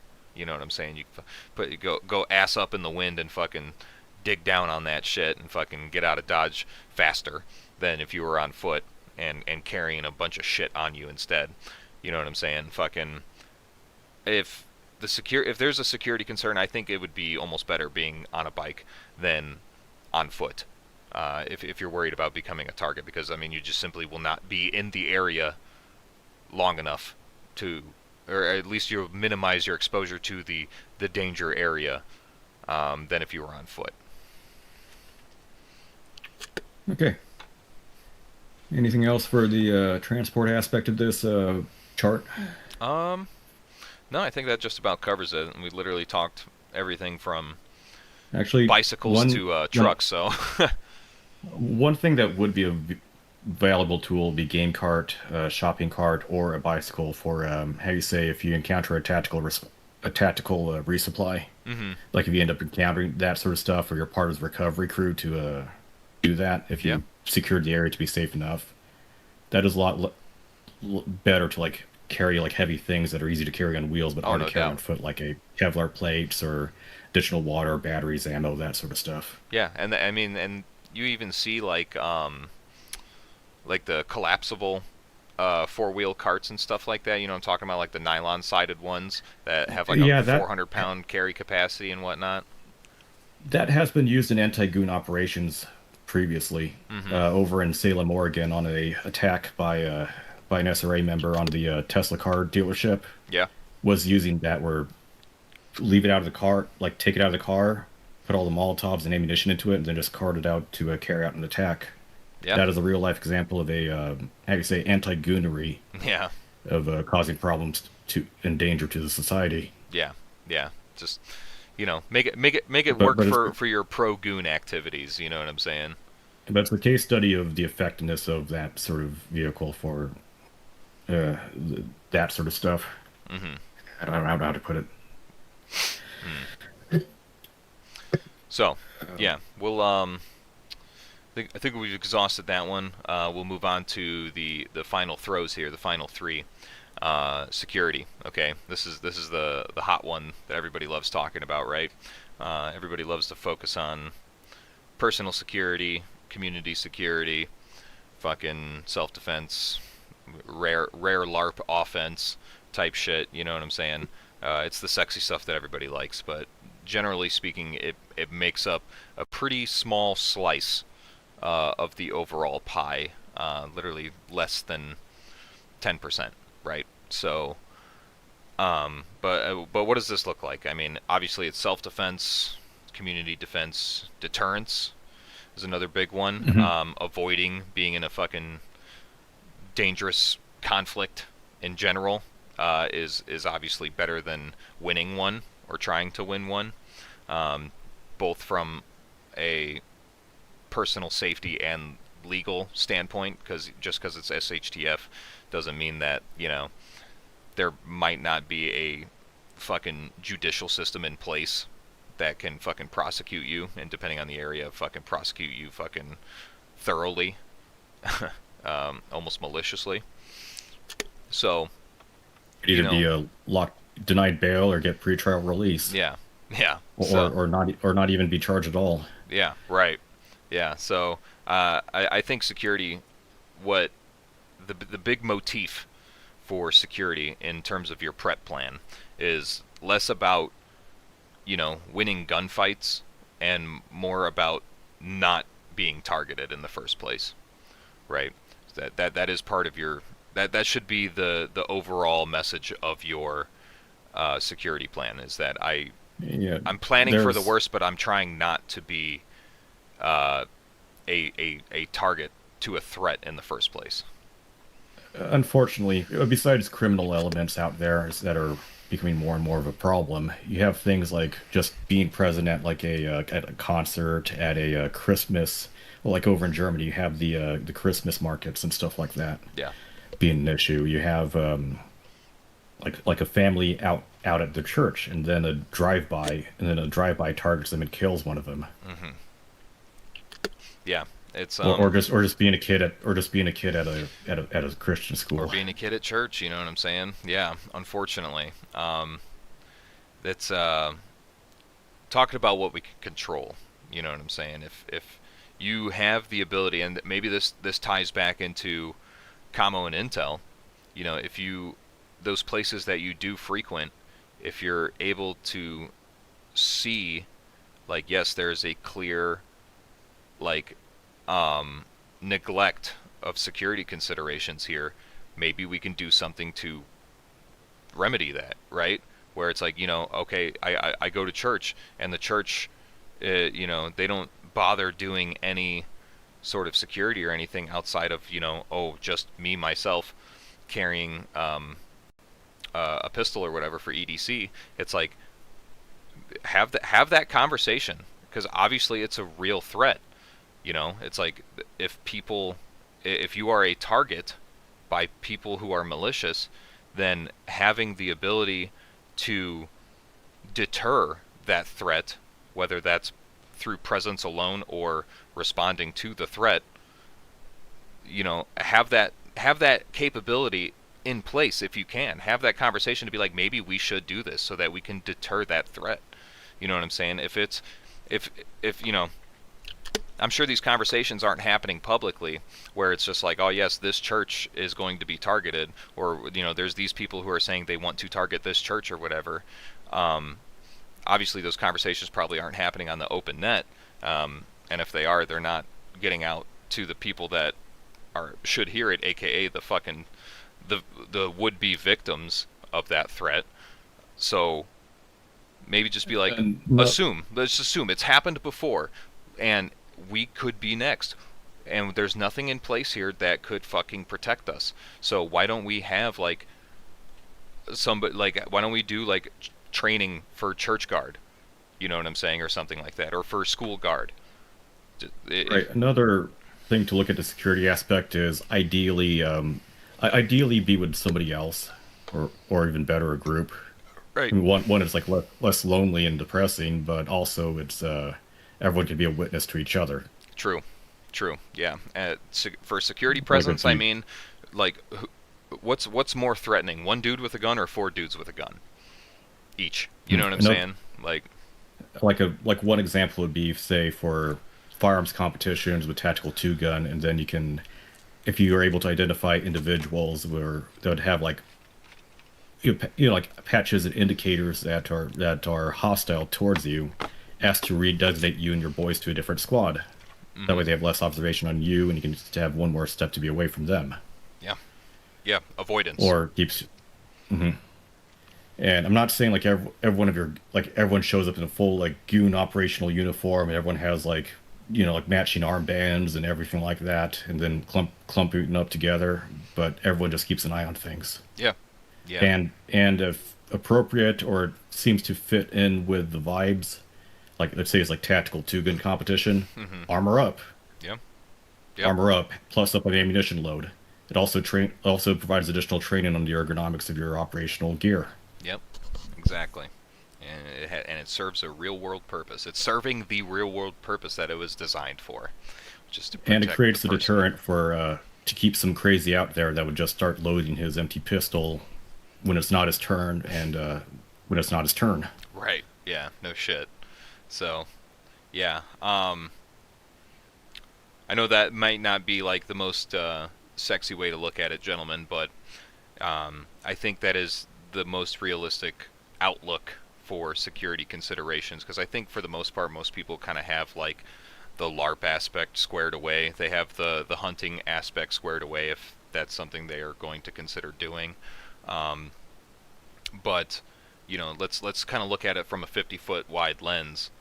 You know, see the forest through the trees here, and try to plan in such a way and take considerations in such a way where you can avoid those sorts of dangerous encounters before they even happen, or deter them from happening if there is somebody who wants to put you in that dangerous situation, right? So, yeah. Say like for like non-kinetic events, looking at say a potential adversary, like say at two-gun competitions, for example, you see have like the rifle kit. Bringing up two-gun competitions a lot. Patches, yeah, they have like patches on their like equipment and stuff like that. They carry around a KP-15. Maybe stay away from them. Yeah, sort of a yikes, you know, yikes individual, person of interest, you know. Some that would fall under intel for sure. Is like this person is a person of interest. Right, which also forms into commo and intel as well. Yeah, that stuff comes first because it helps develop the security plan later. You know what I mean? So, yeah. Well, other than that, I think sandbags are a great thing to stock up on, especially if you're in an area known to be flooded. Yeah. Either Army Navy Outdoors or Coleman's has it for like 50 cents a bag. Yeah, huge. That would definitely be a shelter consideration for sure. You know what I'm saying? Or like if you buy bulk rice and then you put that rice into Mylar bags, if you're having the big industrial like rice bags, you can also reuse them as sandbags. I've seen that a lot over in like Southeast Asia. No kidding. Okay. Yeah, it's just got to hold sand in place, you know, dense enough so that water doesn't pass through. Makes sense. Moving on though. The next piece here, getting into the small section now. Finance. Okay. Where's Eddie the Void when we need him? the financier of the Goon army. So talking about SHTF stuff, you know what I mean? Talking about cash on hand, making sure that you're not in massive amounts of debt, so that if you, like he said at the beginning of the stream, people don't plan for the economic SHTF, which can be a very personal one. It's your own personal apocalypse, because your livelihood is completely under attack, because the lifeblood of your livelihood is gone now. So it's all on you. So then it's what you got. So it's quite literally like the financial equivalent of just like the water shutting off or the power turning off. Which make sure it might. The biggest priority is make sure the rent or mortgage is paid. Make sure the utilities are also paid. Insurance. Yeah, right. You know what I'm saying? Fucking not having a crazy amount of fucking credit card debt. Having, if you can, 3 months worth of fucking finances in savings and whatnot on standby. Having like I said, cash on hand in case, you know, POS problems come up and you can't use your debit card or whatever. It's like, well, cash is king. I could still use cash, right? Most situations, yes. Some places will be like, no. And, you know, like we won't even just do sales at all because we can't track them unless it's electronic or whatever. But then again, at the end of the day, it's a bartering item. Most places will use cash, and if not, people will use cash. And if you're deficient in something, you need gas to get out of fucking town, you find a shop or a gas station that will take cash. There you go. There's your out. You know what I mean? Unfortunately, we live in a world where more and more things end up becoming cashless, either through design or through like laziness, or as additional security thing to not have, you know, your guard or couriers or whatever pick up cash from the area. Right. So like many places for like rent and utilities, you have to do it through electronic payment. Hmm. Some stores they don't like cash at all. You have to pay electronically or through your phone or something. Yeah, or have exact cash or some shit like that. Like they can't Right, dispense or exact change. change down to the penny. Hmm. Well, not even. A lot of places aren't even taking pennies anymore because they're fucking trying to take them out of circulation. Well, there's still plenty in circulation, people's drawers and holes and stuff. Oh yeah, yeah, no doubt. But like the McDonald's, multiple McDonald's by me, they're saying like, oh yeah, January 1st we're not taking pennies anymore for payment. Like they're phasing them out of all their transactions and shit. So just interesting, a consideration of sorts. But yeah, I think I mean, having cash is good. there are other people that tried figuring out this problem back then when things were simpler, and they still couldn't figure it out. For example, Professor Theodore Kaczynski, when he tried setting up a cabin in the middle of the woods, he still had to pay for the property taxes and a bunch of other stuff. Yeah, Yeah, and that guy's a mathematician, but he still couldn't figure it out yeah. fully. They still came knocking on his door. That scholar, Yeah, so a real scholar. so we're still with the way the society and the system is right now. We still need an income stream of cash and a way to pay it, as well as the taxation and everything on it. Hmm. So that's something we just have to deal with. It's true. It's true. So Much like how with the security aspect, everyone has to be on a defensive rules of engagement with the constraints under the law. right. The adversary may not care, but we have to. Yeah, we don't play by the same rules because we don't play that game necessarily, at least in the same way. So being able to purchase supplies ahead of time, or having the ability to relocate yourself likely will cost money in some way. So that's your ticket to escaping from Tarkov. IRL can be money, and then you don't have a worsening situation on your hands. So being able to prevent that from happening instead of you know you trying to rely on your stores and stuff like that, or rather painting a target on your back because you're unable to fucking pay to play. I think is sound. That's sound logic. Like brother Kaczynski, you know what I'm saying? Old Teddy. Right. Right, which I think would just lump shelter into it as well, but with improvised shelter out in the middle of nowhere, it is a lot easier to set up. Yeah. So for shelter, um, Like you're that talking that about the consideration was more so for.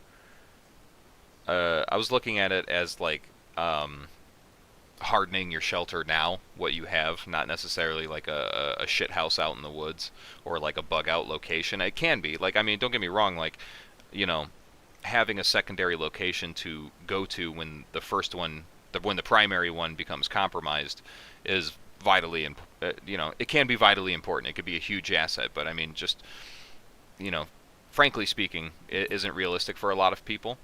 um, it's a huge blessing if you are able to do that, but like I said, it's there just not are realistic.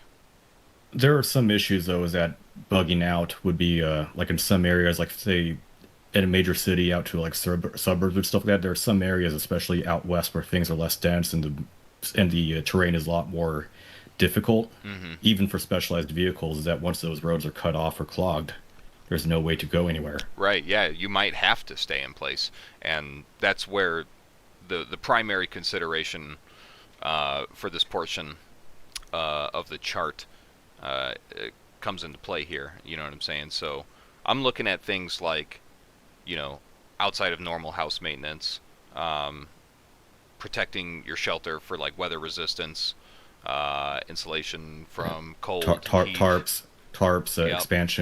expansion foam, sealant caulk. Yeah, yeah, just the stuff to keep your house safe and sealed. You know what I'm saying? Um, it's to ensure that you can shelter in place safely because I mean, just in my opinion, 99% of SHTF scenarios, you can weather the storm staying home. You know what I'm saying? Like, or at least staying in your I house. think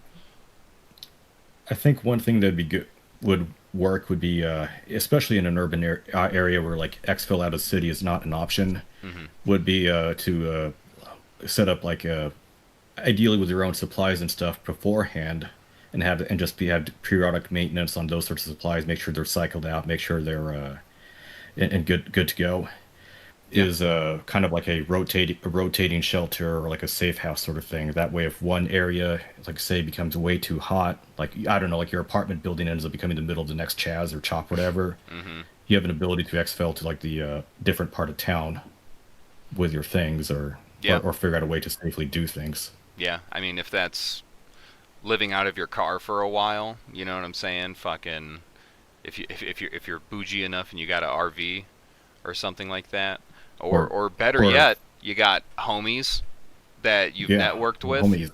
You know what I'm saying? And they have a house, a standing structure, strong-sided structure, that you don't have to fucking tent it up. Huge.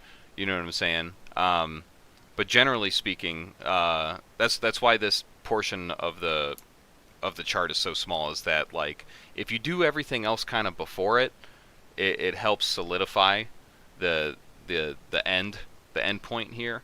But the main points of interest here, I think, is just, understanding that like you have a shelter now. Like I'm sure all of you watching this now are not homeless, and you're watching this in the middle of the woods on your phone or something. You know what I'm saying? You sure this is not a McDonald's? Yeah, right. Yeah, you're using McDonald's Wi-Fi right now to watch this before you go back to your cardboard box. You know what I'm saying? Like, so more than likely, you at least have like an apartment, or you live with family, or you have a house. You know what I'm saying? Like either or. Um, but take into No, consideration the one potential situations that might compromise that structure, that asset, and learn how to either repair or prevent those things from compromising that structure. You know what I'm saying? That's kind of the idea here. And like I said, obviously one weather resistance, basic repair, shit like that. one thing to keep in mind is that houses themselves are a lot easier to like hide things from the inside as well as to fortify, while apartments, due to them, you're not being able to like do any sort of changes or drill holes or do anything to the structure whatsoever. Yeah, It becomes a lot more of a challenge. yeah, So it ends up kind of like like if I were to use kind of like a military centric term, like the house with the garage is kind of like ends up becoming like the mother base, while the apartments out there end up are like fobs or cops or so, yeah. Right, right. using kind of like a military type of term. Good way to look at it. One little tip for you guys, if you, regardless if you have a house or an apartment, one thing that you could do to kind of fortify your house, your place of dwelling. A lot of common doors, for like exterior doors, front door, back door, whatever. The strike plates on the doors, which is like that little flat piece inside the door frame with the beveled portion that the latch contacts with and latches into place for the doorknob. Those are typically held in with like 3/4 inch screws, just going straight into the stud. And what I would recommend everybody doing is, because most doors, if they're fucking made right, which standard code calls for this, so like they should be doubled up, double studded for the outside of the door frame. So what you can do is you take those fucking little rinky dink fucking screws out, and you screw in 3.5 inch fucking deck screws, and that helps at least slow down, or if not prevent, somebody from kicking your fucking door in super easily. Because if anything, that strike plate will just fucking rip out of the wood, because there's only 3/4 inch of thread in the single 2x4 2x6. You know what I'm saying? So you screw in those 3-inch deck screws, it goes through two 2x4s now. So now what needs to happen is they either have to kick through two 2x4s, or they have to completely rip apart the metal door hardware, to basically get access into the home. If anything, it'll at least fucking slow someone down for I'm talking, you know, like for a security aspect for fortifying your fucking house, right? Um, Something quick and easy that you can do. You know what I'm saying? You could fucking drive them in with a screwdriver if you really wanted to. It'll suck, but whatever. Um, but that's something that you guys could do now to kind of help fortify this portion of the pie chart, right? And make your house a little bit safer. Another thing with apartments and stuff like that is that if you live on a upper floor and not the ground floor, it's a lot more difficult to break in through a window. Yeah, big time. And the path that goes to the upper floor can easily become obstructed, which can be a way to slow down an adversary.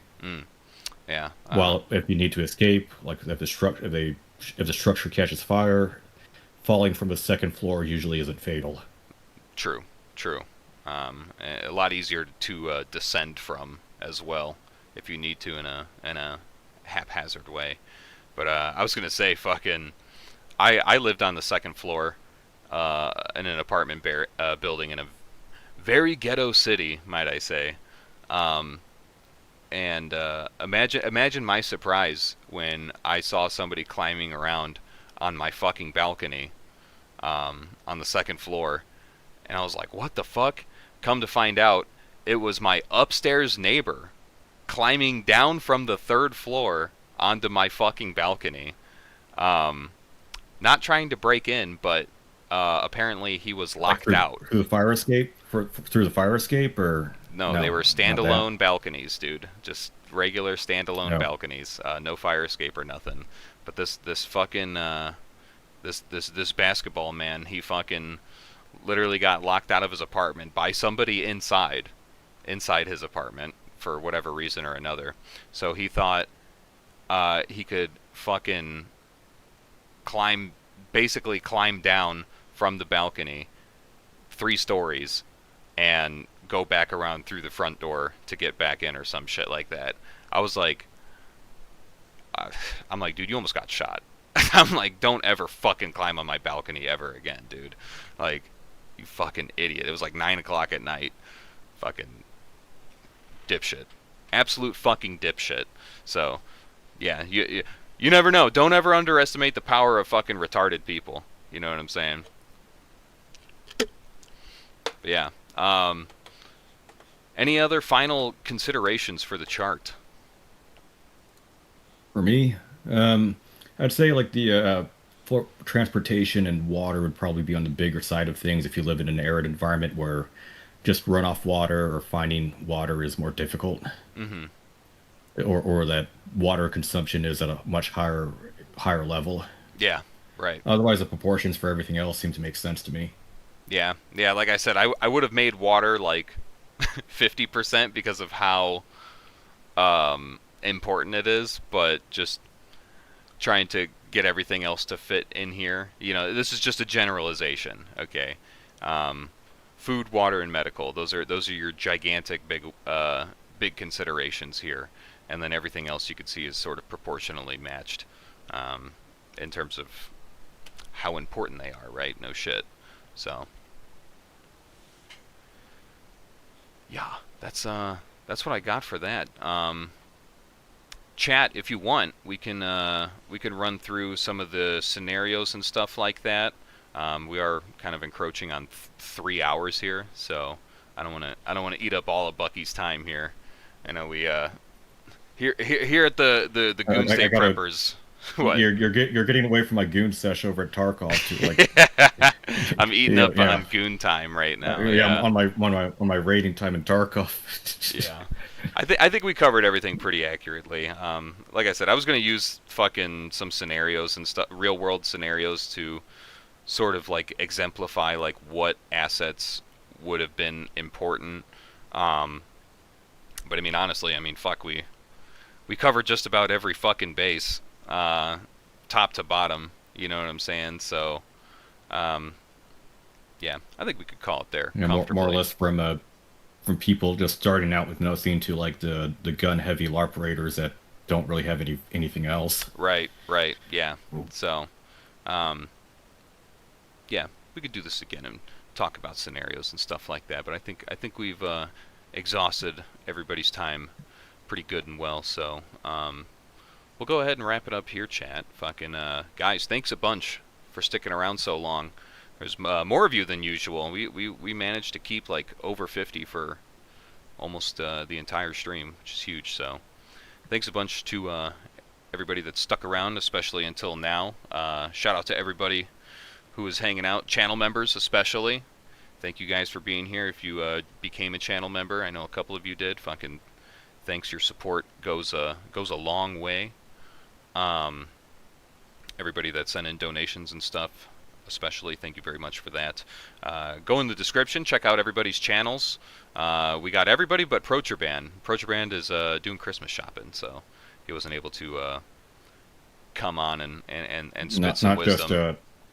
Not just using the surplus, your surplus stash of like extra eye protection, ear protection, ammunition, whatever, thermal layers and surplus that doesn't fit you but could fit the other person, and gives that as Christmas gifts. Yeah. Yeah, problem solved. No excuse now. But yeah, fucking go ahead and check out the description, click on the links, check out Rebel Spirit's website. It's good hub for information, training, documents, find some deals on there, find other like-minded fucking content creators and stuff like that. Yeah, if you want to donate, you could do it through Ko-Fi, become a member, channel member. You can do that through YouTube. If you want to buy a shirt, buy a shirt. They're super cool, full of swag, guaranteed to scare the hoes away. And yeah, if you want to join the Discord, links in my other video, the most recent one I uploaded. But are you working on anything, Bucky, for the Glow So Bright channel? I should. I need to get off my ass and stop playing Tarkov. Okay. So yeah, I'm sure another absolute heater will come out on the Glow So Bright channel here pretty soon. But otherwise, keep an eye out on the homies' I gotta channels. stop gooning on Tarkov. Stop gooning on Tarkov. It's addicting. Soon as that happens, you can get something done. Ago. Yeah, it's too fun. It's too fun. That's the problem, you know. We love gooning. We love gooning around here. Right on, dude. Well, thanks a bunch, guys. I'll make another video here soon. I know, fucking, I upload monthly, and that pisses a lot of people off. So. Although one thing I do have to give a shout out for relevant information regarding like how you say the anti-gooners. There's something put up by Security 42 about it, and coincidentally around the same time there has been a FBI foiled conspiracy by a far left armed group over in Los Angeles for HME. No kidding. For an HME attack on New Year's Eve. Oh yeah, I did hear about that. So all the warnings, all the intel reports I have, everything I say regarding this sort of stuff, it has it pays off with how you say environmental storytelling. Yes, yeah, literally. And you too can make America a better place. It's true. It's true, chat. Start with yourself. Be the change you want to be. All right. But yeah, we'll go ahead and wrap that up, guys. Thanks for hanging out again.